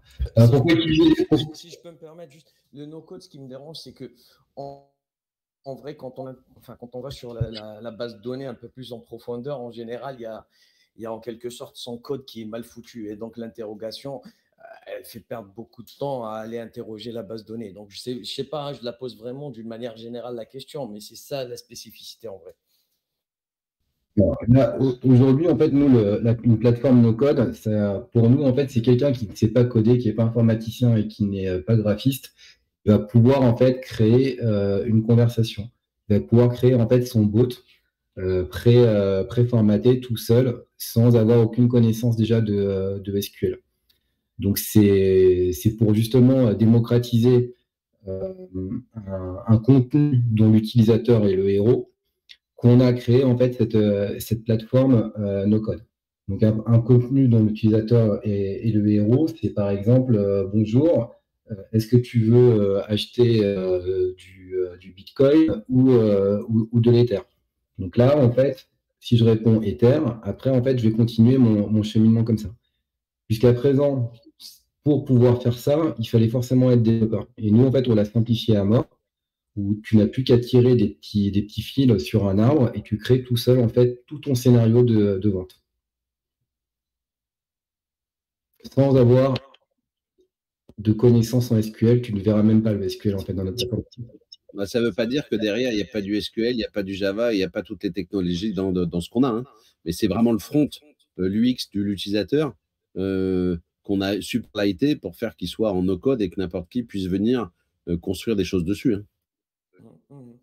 Ok, non, mais Tu regardes, en fait, si tu regardes notre white paper, tu as en fait des captures d'écran de la plateforme et qui montrent vraiment la facilité. Je vous enverrai une petite vidéo, si vous voulez, de la plateforme. J'ai vu en toute honnêteté le user case, qu'on appelle le user case, ou la petite architecture qui définit un peu tout ça. Après peut-être qu'à terme, s'il y a beaucoup d'utilisation, il y aura peut-être une migration, entre guillemets, sur une autre plateforme. Qui sait? Je pose le point d'interrogation. Dac, sur la partie... Ouais, tu peux couper ton micro. Je ne sais pas si c'est Nicolas ou... Vous avez des micros extrêmes. Il va falloir que tu crées entre Antoine et Alpha. Je crois qu'il va falloir que vous mixiez vos micros, que vous en prêtiez un petit peu. Ouais. Antoine a un micro ultra boosté et Alpha, il est ultra caché. Il va falloir mixer vos deux micros. Donc la partie RGPD, en fait, on l'a travaillé aussi avec des avocats. L'objectif, c'était vraiment faire que, on l'a tous vu, hein, quand on commence à te demander ton accord, il est hyper complexe. Ça ne veut pas dire que d'ailleurs, il n'y a pas des documents RGPD qui permettent à l'utilisateur d'aller regarder quelles sont les conditions et qu'est-ce qu'on propose quand on pose des questions. Ça, on l'a déjà mis en place. À partir du moment d'ailleurs où c'est un marchand qui va le faire en utilisant notre techno, c'est ses conditions à lui qui s'appliquent. Ça veut dire que nous, on est juste une plateforme qui permet de le faire. Mais dans la plateforme et tout ce qu'on a fait, on vient de la pub, on vient du tracking, du cookie, de tout ce que tu veux. Donc, autant me dire qu'on connaît bien comment ça marche. On n'a absolument aucune captation de données, d'historisation, de voix, de construction de profil, etc. Dans notre plateforme. La seule chose qu'on fait, c'est qu'à partir du moment où une marque ou une marque où toi, tu vas demander à quelqu'un des données personnelles, tu vas expliciter, tu sais, en fait, ça doit être, quand on demande quelque chose, ça doit être explicite et on doit avoir un consentement éclairé. Donc ça, c'est la règle de base de ce qui se passe en RGPD. Donc ça veut dire que si je te pose la question de te demander ton 06, dans le but, par exemple, d'essayer une voiture, dans les 8 prochains jours, de te contacter pour essayer une voiture dans les 8 prochains jours et que je te demande l'adresse aussi pour savoir quel est le concessionnaire qui est le plus près, ça, juste en langage, à partir du moment où tu réponds oui par la voix ou en cliquant sur un bouton, en fait, c'est compatible RGPD, ça, on l'a audité. Donc, on a essayé de le vocaliser, le rendre dans la vie réelle le plus simple et le plus accessible. Et derrière, nous, notre rôle en tant que prestat et sous-traitant, c'est d'historiser le consentement pour faire qu'à partir du moment où il y aura une demande de vérification, de savoir que Nicolas, il a donné le consentement à Maury qui vend des bagnoles, on soit capable de prouver à quel moment et de quelle manière ça a été fait. Mais en dehors de ça, on n'a aucune collecte de données. Vraiment, c'est du full privacy, quoi. Toute la conversation qui se passe, on va avoir des statistiques pour savoir quel est le temps de conversation, quelles sont les réponses moyennes aux différentes questions, mais il n'y a rien d'autre. Et si c'est de la donnée privée, c'est la responsabilité de la marque, évidemment, d'aller l'archiver. Et nous, notre responsabilité de mettre en avant justement les conditions qui sont exposées, qui sont données à l'utilisateur au travers de la plateforme. Ok, Ça non, répond à ta question? non, mais c'était une affirmation et je te rejoins parfaitement. Alors, enfin, je me permets de te tutoyer, désolé. Ah ouais, vas-y, je t'en prie. Oui, non, mais c'est bon. Non, c'est bon, c'était une affirmation que j'avais émise. Mais c'est super important parce que c'est une clé hein, comme tu sais qu'aujourd'hui, tu as une écoute active de tous les acteurs et qu'on ne sait pas ce qu'ils font avec. Nous, on a voulu essayer de faire un truc où même le micro, je ne sais pas si vous verrez, mais le micro, l'utilisateur, il peut l'activer, il peut le désactiver. C'est lui qui choisit en fait quand il est écouté ou pas. De base, le micro n'est pas nécessairement activé, c'est l'utilisateur qui choisit quand il est écouté ou pas. Pour nous, c'était vachement important. Alors, c'est pas toujours intuitif de dire, bah voilà, j'ai un Talking Twin devant moi, est-ce que je veux lui parler, oui, non? Bah, on choisit, bah, si je veux lui parler, j'active mon micro, j'active mon son, tu vois. Ou j'active les deux en même temps, mais c'est user generated, c'est lui qui choisit. Et s'il n'a pas envie, il a envie juste d'écouter le Twin et il n'a pas envie de répondre avec sa voix, il va répondre avec des boutons type chat, et ben très bien, c'est lui qui choisit. Et nous, on l'a fait pour que chacun puisse faire comme il a envie. C'est l'objectif. Ok, ça marche. Très bien, merci pour toutes ces réponses. Merci Alpha pour tes questions. Il y a Agathe qui redemandait, parce qu'elle a l'air d'être motivée, et elle me dit, elle demande s'il faut juste être whitelist pour avoir le NFT et évidemment investir. Mais oui. C'est un grand Et oui. voilà. Agathe, totalement oui. La confirmation est faite. Alors, la plupart sont en vocaux, que Namer remonte les questions qui sont sur Twitch parce que il a une petite retranscription sur son channel Twitch aussi en direct. Je veux bien, mais sinon n'hésitez pas à prendre la parole en vocal plutôt que à l'écrit, évidemment. Lo, je te laisse. Alors, il y a Sidi qui veut prendre la parole, donc on va privilégier ceux qui lèvent la main, ceux qui écrivent.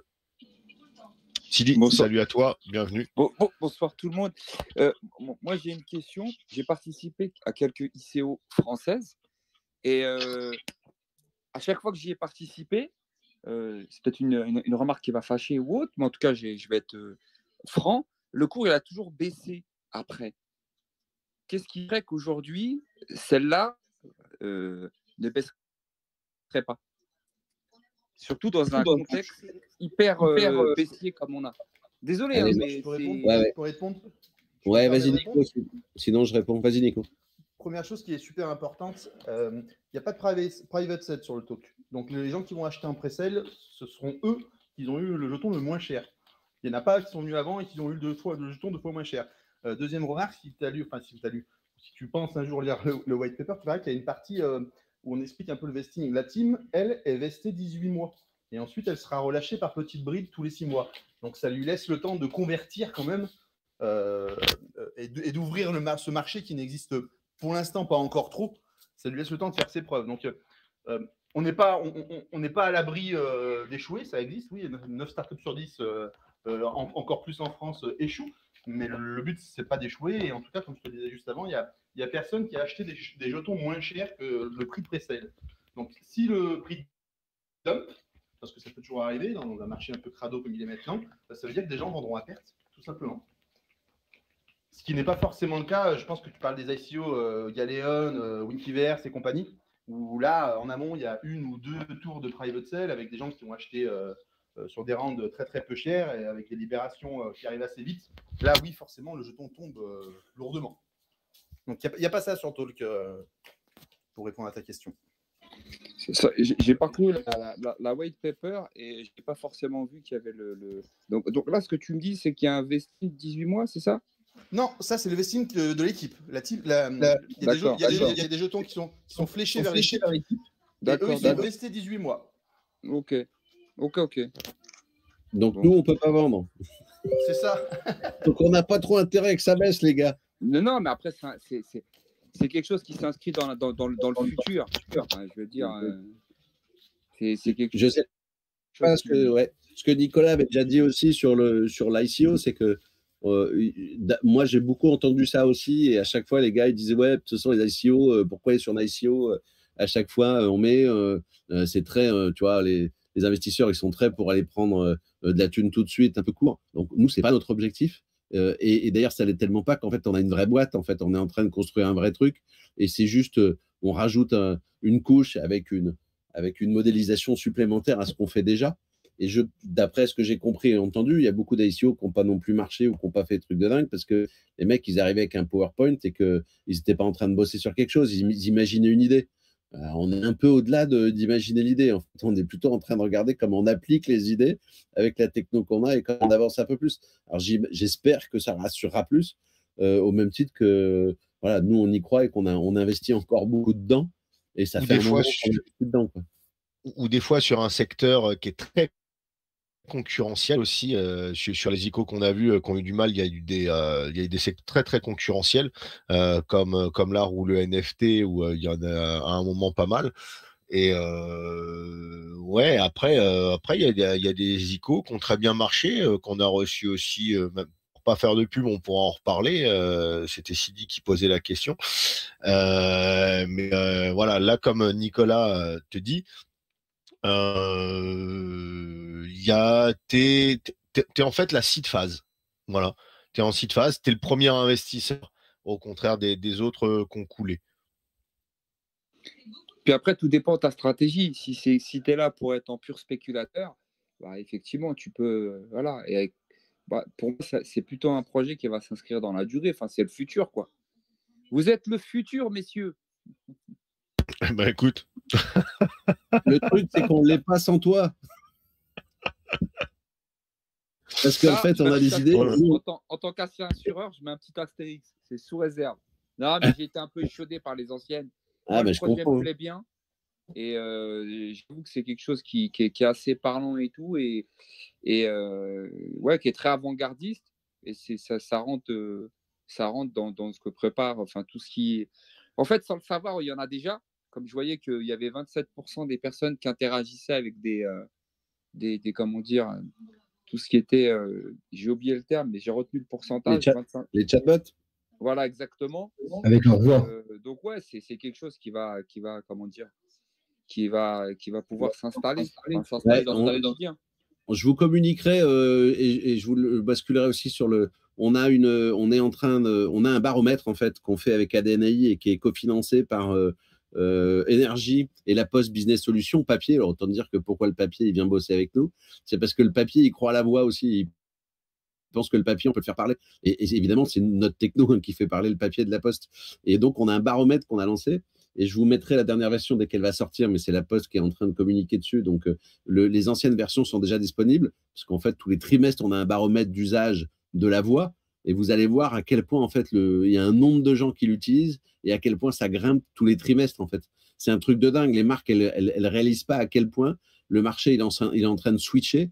Les jeunes, ils sont... moi, je le dis souvent, en fait, je suis un keyboard natif, je suis né avec un clavier, j'ai monté mes ordis, mais voilà, je suis all style déjà, tu vois. Tu regardes les plus jeunes, ils sont tous au vocals, quoi. Tout le monde talk, tout le monde est dessus. Et écrire, c'est déjà presque un truc où il y a certaines générations, ils savent de moins en moins le faire. Et donc ça va avoir un impact sur toute l'économie derrière. Et c'est pas pour demain, c'est déjà aujourd'hui, en fait. Hein. Les gros réseaux sociaux, je crois qu'ils sont à plus de 90% en usage vocal déjà, avec un vocal courant. Mais j'ai tous les chiffres, on vous les communiquera dès que la 3e version sera sortie. Puis je vais essayer de vous retrouver aussi l'infographie que je mettrai sur le groupe dès que je pourrai là pour vous donner ces billes-là et vous montrer à quel point le vocal il est important dans ce qui est en train de se passer. Ah mais tout à fait. De toute façon, le channel, tu l'auras totalement ouvert. Nicolas pourra venir aussi pour ramener des infos, du suivi, des mises à jour, etc. Hein, on n'est pas là pour faire de la promotion, mais quand on a des invités et qu'on voit que de toute façon, la plupart ont un due diligence très poussé et très recherché. Donc, il y a tout pour fonctionner. Il y a tout pour fonctionner. Il faut juste les investisseurs. Donc, à partir du moment où on reçoit en AMA et que tout se passe bien et que le due diligence se valide en AMA, le channel est totalement ouvert pour tout ce qui est mise à jour, parution, etc. Si je peux faire un petit ajout, Nicolas, là-dessus, pour répondre à la question d'avant, ADNI, qui est donc la maison mère de TalkFree, c'est une boîte qui a déjà des clients sur son chatbot 2.0. C'est une boîte qui a déjà converti des clients, je ne sais pas s'ils en ont cité tout à l'heure, mais c'est TF1, Nutella, enfin, c'est des grands groupes, quoi. Donc, une partie de leur boulot à eux va être de convertir ces gens-là au Web3 et ces clients-là ont très envie d'y aller. On voit Carrefour, par exemple, qui fait ses premiers pas dans le métaverse. Et autre chose, mais que je n'ai pas forcément de dire, donc je peux être engueulé par Antoine, mais c'est pas grave. Talkfree discute déjà avec l'un des plus gros métaverses du monde, avec le fondateur de l'un des plus gros métaverses du monde. Donc je dis pas le nom, j'en dis pas plus. Decentraland ou Sandbox? On peut pas le dire, on peut pas le dire. Il y a un NDA dessus. Allez, bip, il y a le NDA dessus. Ok, très bien. Ah, mais ouais, grave, mais ça va arriver. Ça arrive vite, ça discute. En fait, et, ce que je disais tout à l'heure aussi, c'est que j'aime bien. Qu'est-ce qu'il y a, Antoine? Je peux vous dire que c'est pas Roblox, c'est tout pour l'instant. Tant mieux, tant mieux, tant mieux. C'est la French Team. Tu voulais rajouter un truc, Amaury? Non, c'est bon. Non, j'écoute les questions avec plaisir. Ok, il y a Monefoot qui avait levé la main. Tu veux parler?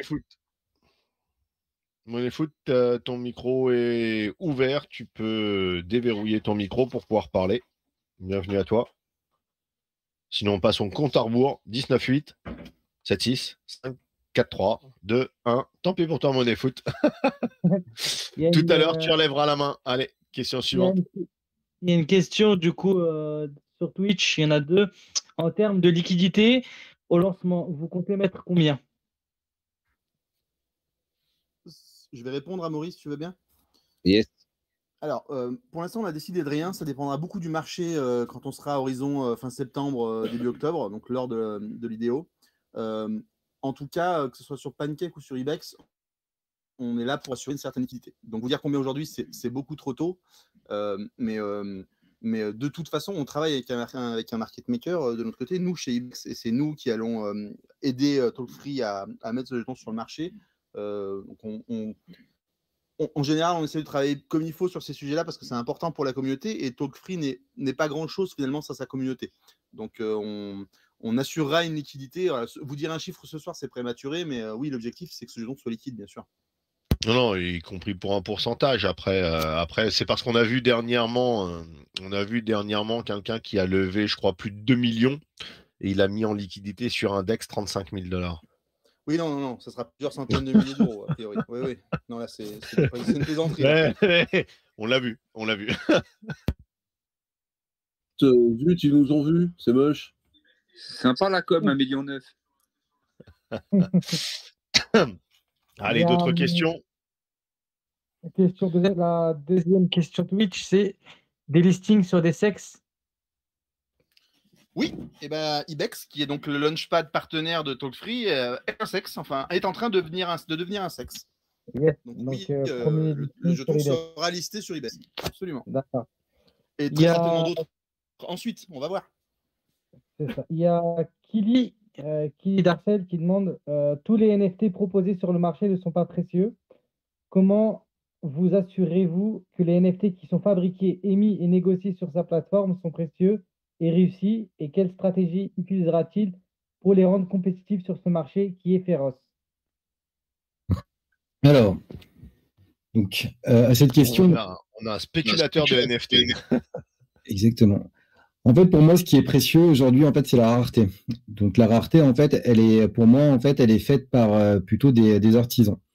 Donc, c'est les freelances qui vont créer donc des avatars sur notre plateforme et les mettre à disposition, qui vont justement en fait créer en fait comme c'est du fait main, ça sera en fait des choses qui seront uniques. Et c'est ça en fait en gros qui va pouvoir devenir une NFT. Une autre piste, c'est que si en fait j'avatarise mon visage, il faut forcément que je puisse aussi le rendre unique. Et ça aussi, ça va pouvoir devenir en fait une NFT en fait réellement donc unique, mais celle-ci, elle sera pas forcément donc vendable parce que moi je suis pas connu.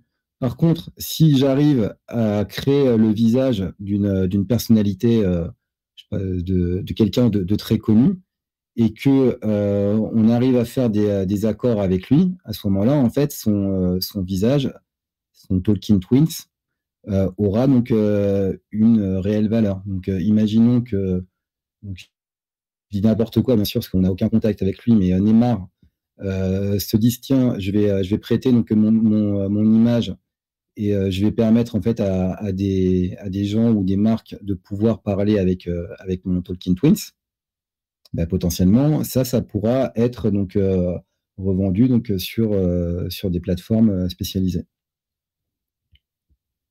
J'ai été Ok. clair? Ouais, c'est Très très bien. clair. Il y a pas Il y mal de a, questions sur les NFT. Deb, juste avant, posait à peu près le même type de questions, hein. c'est On ça, avait ouais. comment votre équipe offre-t-elle plus d'avantages aux détenteurs de NFT et est-elle en mesure d'augmenter le volume de transactions NFT? Donc on se retrouve un petit peu, hein.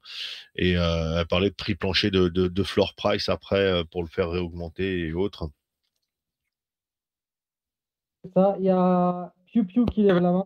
On va te donner la parole. Oui, bonjour à tous. Bonsoir. Salut Piu Piu, bienvenue. Merci. Est-ce que vous avez du vesting sur l'ICO? Pas du tout. Pre-sale comme public sale ne sont pas vestés. Sauf pour la team. Sauf pour la team Piu Piu. Exactement. 18 mois pour la team qui a été dit avant. Et la limite. Pourtant, t'écoutes bien généralement, Piu Piu, quand tu passes à nos amas, pas à chaque fois, mais généralement, t'as l'oreille tendue. Je suis arrivé en retard. Tu seras flagellé sur place publique. Allez, Lo. Question suivante. On a fait un tour, on passe au petit jeu, et s'il y a d'autres questions. Il y a dernière question, je crois. De John, la limite, est-ce qu'il y a une limite d'achat pour l'ICO? Oui, attention, comme pour chaque ICO, il ne faut investir que ce qu'on est prêt à perdre. Même si on n'est pas forcément là pour perdre son argent, investir dans un projet Web3, même si on a des gens qui sont qualifiés pour réaliser ce projet, il y a toujours un risque. Donc non, techniquement, il n'y a pas de limite, mais attention, n'investissez toujours que ce que vous pouvez investir. N'investissez pas au-dessus de vos moyens. Ça, c'est un mot d'ordre général. Ne prenez pas un crédit. Ne prenez pas un crédit pour ça, évidemment. Et, je crois que les disclaimers sont assez explicites. Non, prenez deux crédits. Pas du tout. Namel se réveille, Namel se réveille.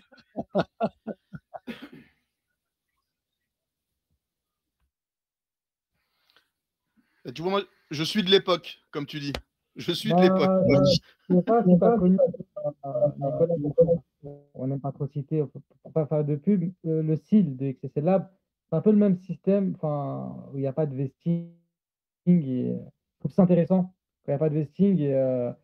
Parce qu'en général, les tokens où il y a des vestings, les projets où il y a un vesting, bah, les investisseurs, ils sont là, anticiper la libération des jetons, donc ils vont vendre avant, et c'est vrai que c'est un peu chiant pour la progression et du. Généralement, projet c'est du déversement dégueulasse. On est d'accord, c'est du déversement dégueulasse. Mais bon. Très bien. Bah écoute, on va passer au petit jeu. Donc ce soir, il y a 500 $ en TOC qui ont été ramenés. Donc Amaury, Antoine, vous voulez les offrir comment? Généralement, on fait entre 5 gagnants. Alors des fois, Namel et Lo préfèrent qu'il y ait plus de gagnants et faire plus de lots. Un bitcoin. Donc comment vous voulez faire gagner? Un bitcoin. Allez, très bien, Sidi. Offre des crédits.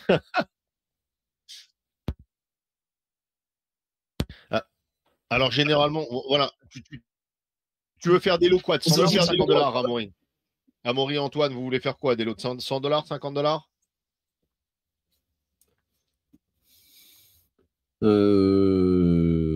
Pas défini, Nico? Non, à l'appréciation de Detective Token. Eh ben, tiens. Eh ben. Donc, on fait 2 gagnants par question, sinon on va pas s'en sortir. Hein. C'est ça? Non, on va faire 2 gagnants par question. Ah ouais, voilà. Alors, Namel pouvait pas parler avant, donc ne posez pas de questions. Il faisait des petites courses de canard pour rigoler et autres, parce qu'il pouvait pas parler à cause de son enregistrement. Mais maintenant, je double l'enregistrement et Namel se permet de parler, mais il continue ses courses de canard qui a pas mal plu. Eh ben, écoute, à ce moment-là, chaque question, on va faire les deux premiers qui ont bien répondu. Donc, moi, je te donne l'idée, hein, Amaury, Antoine. Attends, C'est pas compliqué. Quoi? Nicolas, attends. Juste avant de commencer, il faut avoir fait les conditions sur Twitter. Il faut rejoindre le Telegram que je vais épingler. Voilà, c'est juste Ah les bah, tu conditions. rejoins leur Telegram. Ouais. Oui, il faudra s'enregistrer de toute façon sur le site. Tu rejoins leur Telegram comme je leur ai dit. Tu rejoins le Twitter et tu t'abonnes au Twitter, mais on a plus de 180, 160, 170 personnes pour l'instant qui l'ont Voilà. fait. Et bah, faut que ça continue. Hein, et puis on gardera, Ouais. on mettra 50 pour la course de canard et on mettra 50 pour le meilleur commentaire sur YouTube sur la vidéo que l'on envoie. Si ça convient à Amaury aussi, il y aura le replay vidéo. Et à ce moment-là, le meilleur commentaire, tiens, Amaury, Nicolas et Antoine choisiront quel est le meilleur commentaire. On laissera 48 heures après l'apparition de la vidéo et ils choisiront eux le gagnant du meilleur commentaire de la vidéo YouTube. Donc sur les 4 premiers, on va faire 4 premières questions. La 5e, donc ce sera un seul gagnant pour la course de canard et on garde 50 pour YouTube. Donc, question, moi je pose des questions. Alors, je me fais souvent sniper, c'est pour ça que je pose souvent plusieurs questions dans mes questions et qui me supportent plus parce qu'il y a des fois ils peuvent plus répondre. Allez, première question, combien du chiffre d'affaires réalisé servira pour le buyback et combien de pourcentage sera burn? Ah, tant pis pour vous, il fallait répondre les deux dans la même question, enfin dans la même réponse. Je veux les deux dans la même réponse. Combien de pourcentage servira au buyback et combien de pourcentage sera burn? Les deux dans la même réponse. Alors, on a Tom Island qui répond 16 et 8 et Crying Freeman qui répond 16 et 8. Donc, on va dire que Tom Island et Crying Freeman gagnent 50 et 50. Lo, je te laisse noter pour faire. Je confirme, bravo. Alors, ben voilà, tu vois, Amaury, tu peux poser une question difficile, simple, comme tu veux. Antoine, pareil. Donc, Amaury, je te laisse poser une deuxième. Quel est l'objectif de la levée de l'ICO? Le montant.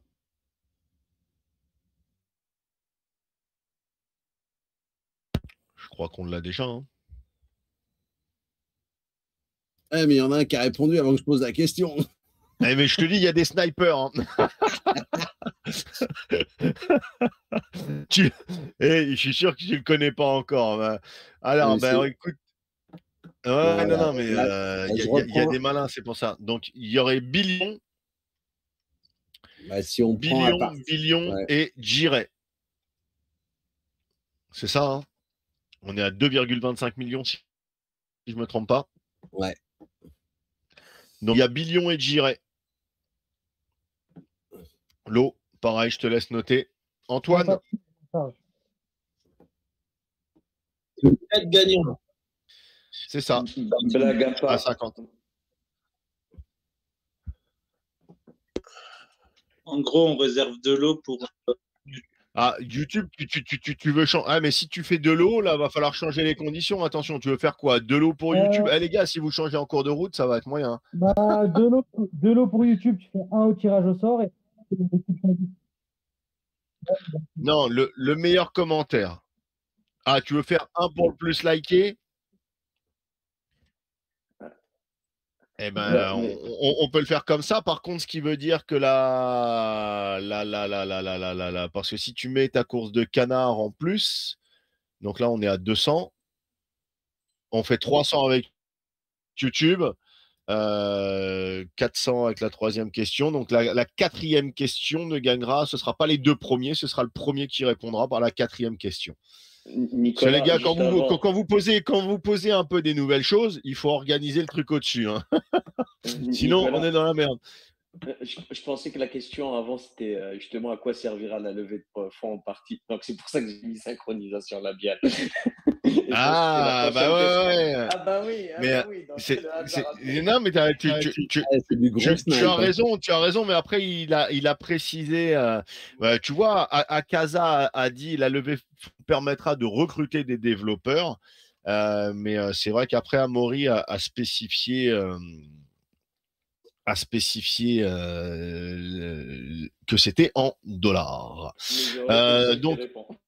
voilà. Antoine, tu veux poser la troisième question? Allez, c'est parti. Donc, la réponse est sur la page 6. Combien de Français utilisent aujourd'hui donc la commande vocale?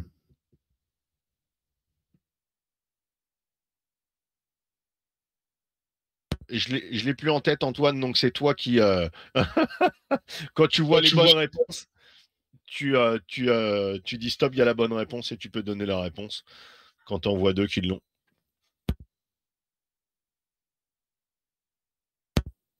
Ou je vais montrer la page 6, mais ce serait salaud.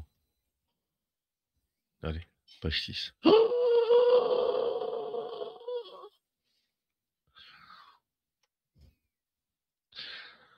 Ah, en plus, c'est une année spécifique à la Gainsbourg. Allez, très bien. Donc on a 69. Ah, c'était ça. C'était ça, Antoine, il a disparu. Oui, ça, 69. Je parlais tout seul. Ah, t'avais coupé ton micro, donc 69. On a donc Florian. Ouais, c'est Florian. Florian, donc, tu as bien ton arrobase. Et après, Filou. 69, on a Filou. Filou. On a Filou en 6e. Allez, 4e question avant de passer donc à la course de canard. 4e question, Nicolas, tu veux la poser? Alors là, c'est le premier qui répond. Ce ne sera pas les deux premiers vu qu'on garde $100 pour YouTube. Et 50 pour la course de canard. Alors Nico va nous poser une question super dure. Attention, préparez-vous. Quelles sont les deux plateformes qui listeront le jeton Talk au mois d'octobre?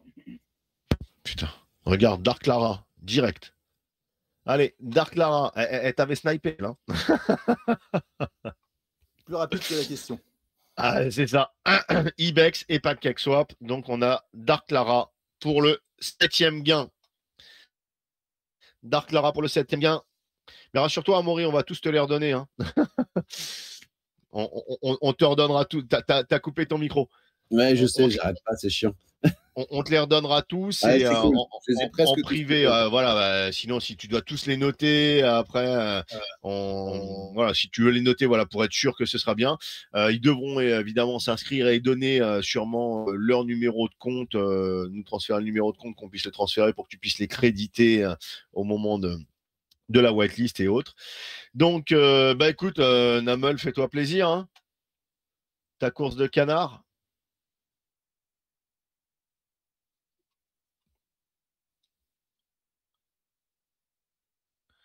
Pour ceux qui veulent participer et les autres qui veulent regarder.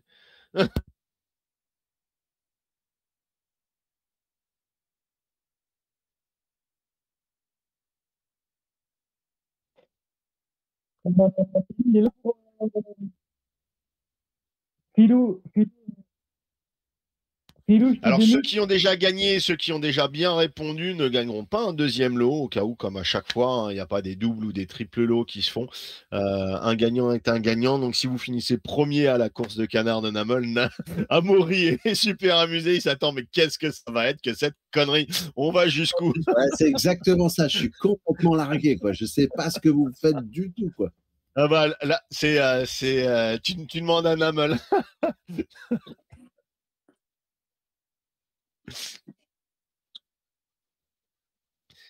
Là, en gros, c'est un tirage au sort. Très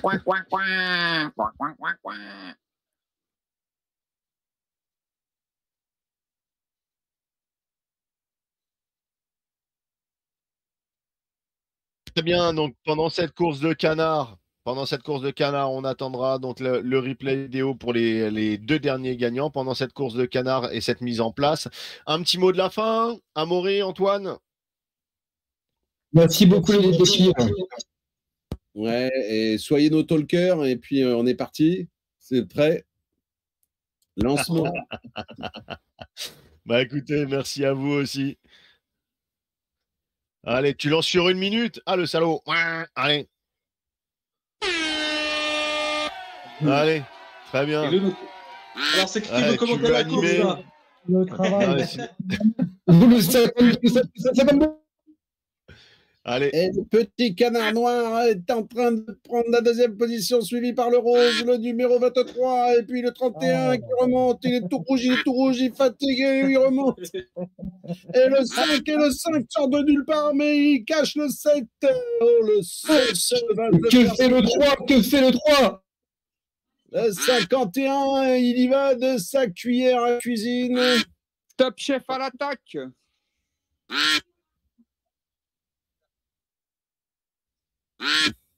C'est trop Moi, long, je une minute. sens le Mais petit rose, Philou, là. tu viens de te faire détrôner, hein. Tu viens de te faire détrôner, Philou, en tant que Ouais, commentateur. très forte remontée du numéro 4, le violet là, qui remonte le 4, il arrive, attention par l'extérieur, et il prend le 2, et il passe entre le 6 et le 41 accélère. Allez, on a le gagnant. C'est qui le 41? Non, bande de psychopathes. Ah bah tu te débrouilles. Tu mets la liste et tu comptes et tu te débrouilles. Alors bon, bah, comme toujours, Dior, hein, faites vous-même vos propres recherches pour prendre vos propres décisions. Vous avez tous les liens. Vous pouvez les contacter évidemment à partir de 21h. Vous avez tous les liens. Le chat était fermé. Donc comme toujours à 21h, vous retrouvez tous les liens. N'hésitez pas à poser des questions de toute façon après. Vous pouvez les rejoindre sur leur TG, sur leur Twitter. Continuez à poser des questions. Donc, c'était l'AMA de Talk3. Merci Antoine Crehalet et à Amaury Delois, fondateur de Talk3, à la team Détective Token, à tous nos membres, les visiteurs, les auditeurs et à tous ceux qui regarderont ou écouteront le replay. Il y a un petit giveaway pour vous d'ailleurs qui est prévu pour le YouTube. Bye bye, ciao, à bientôt. Merci. C'est Moon Studio, Merci, le canard.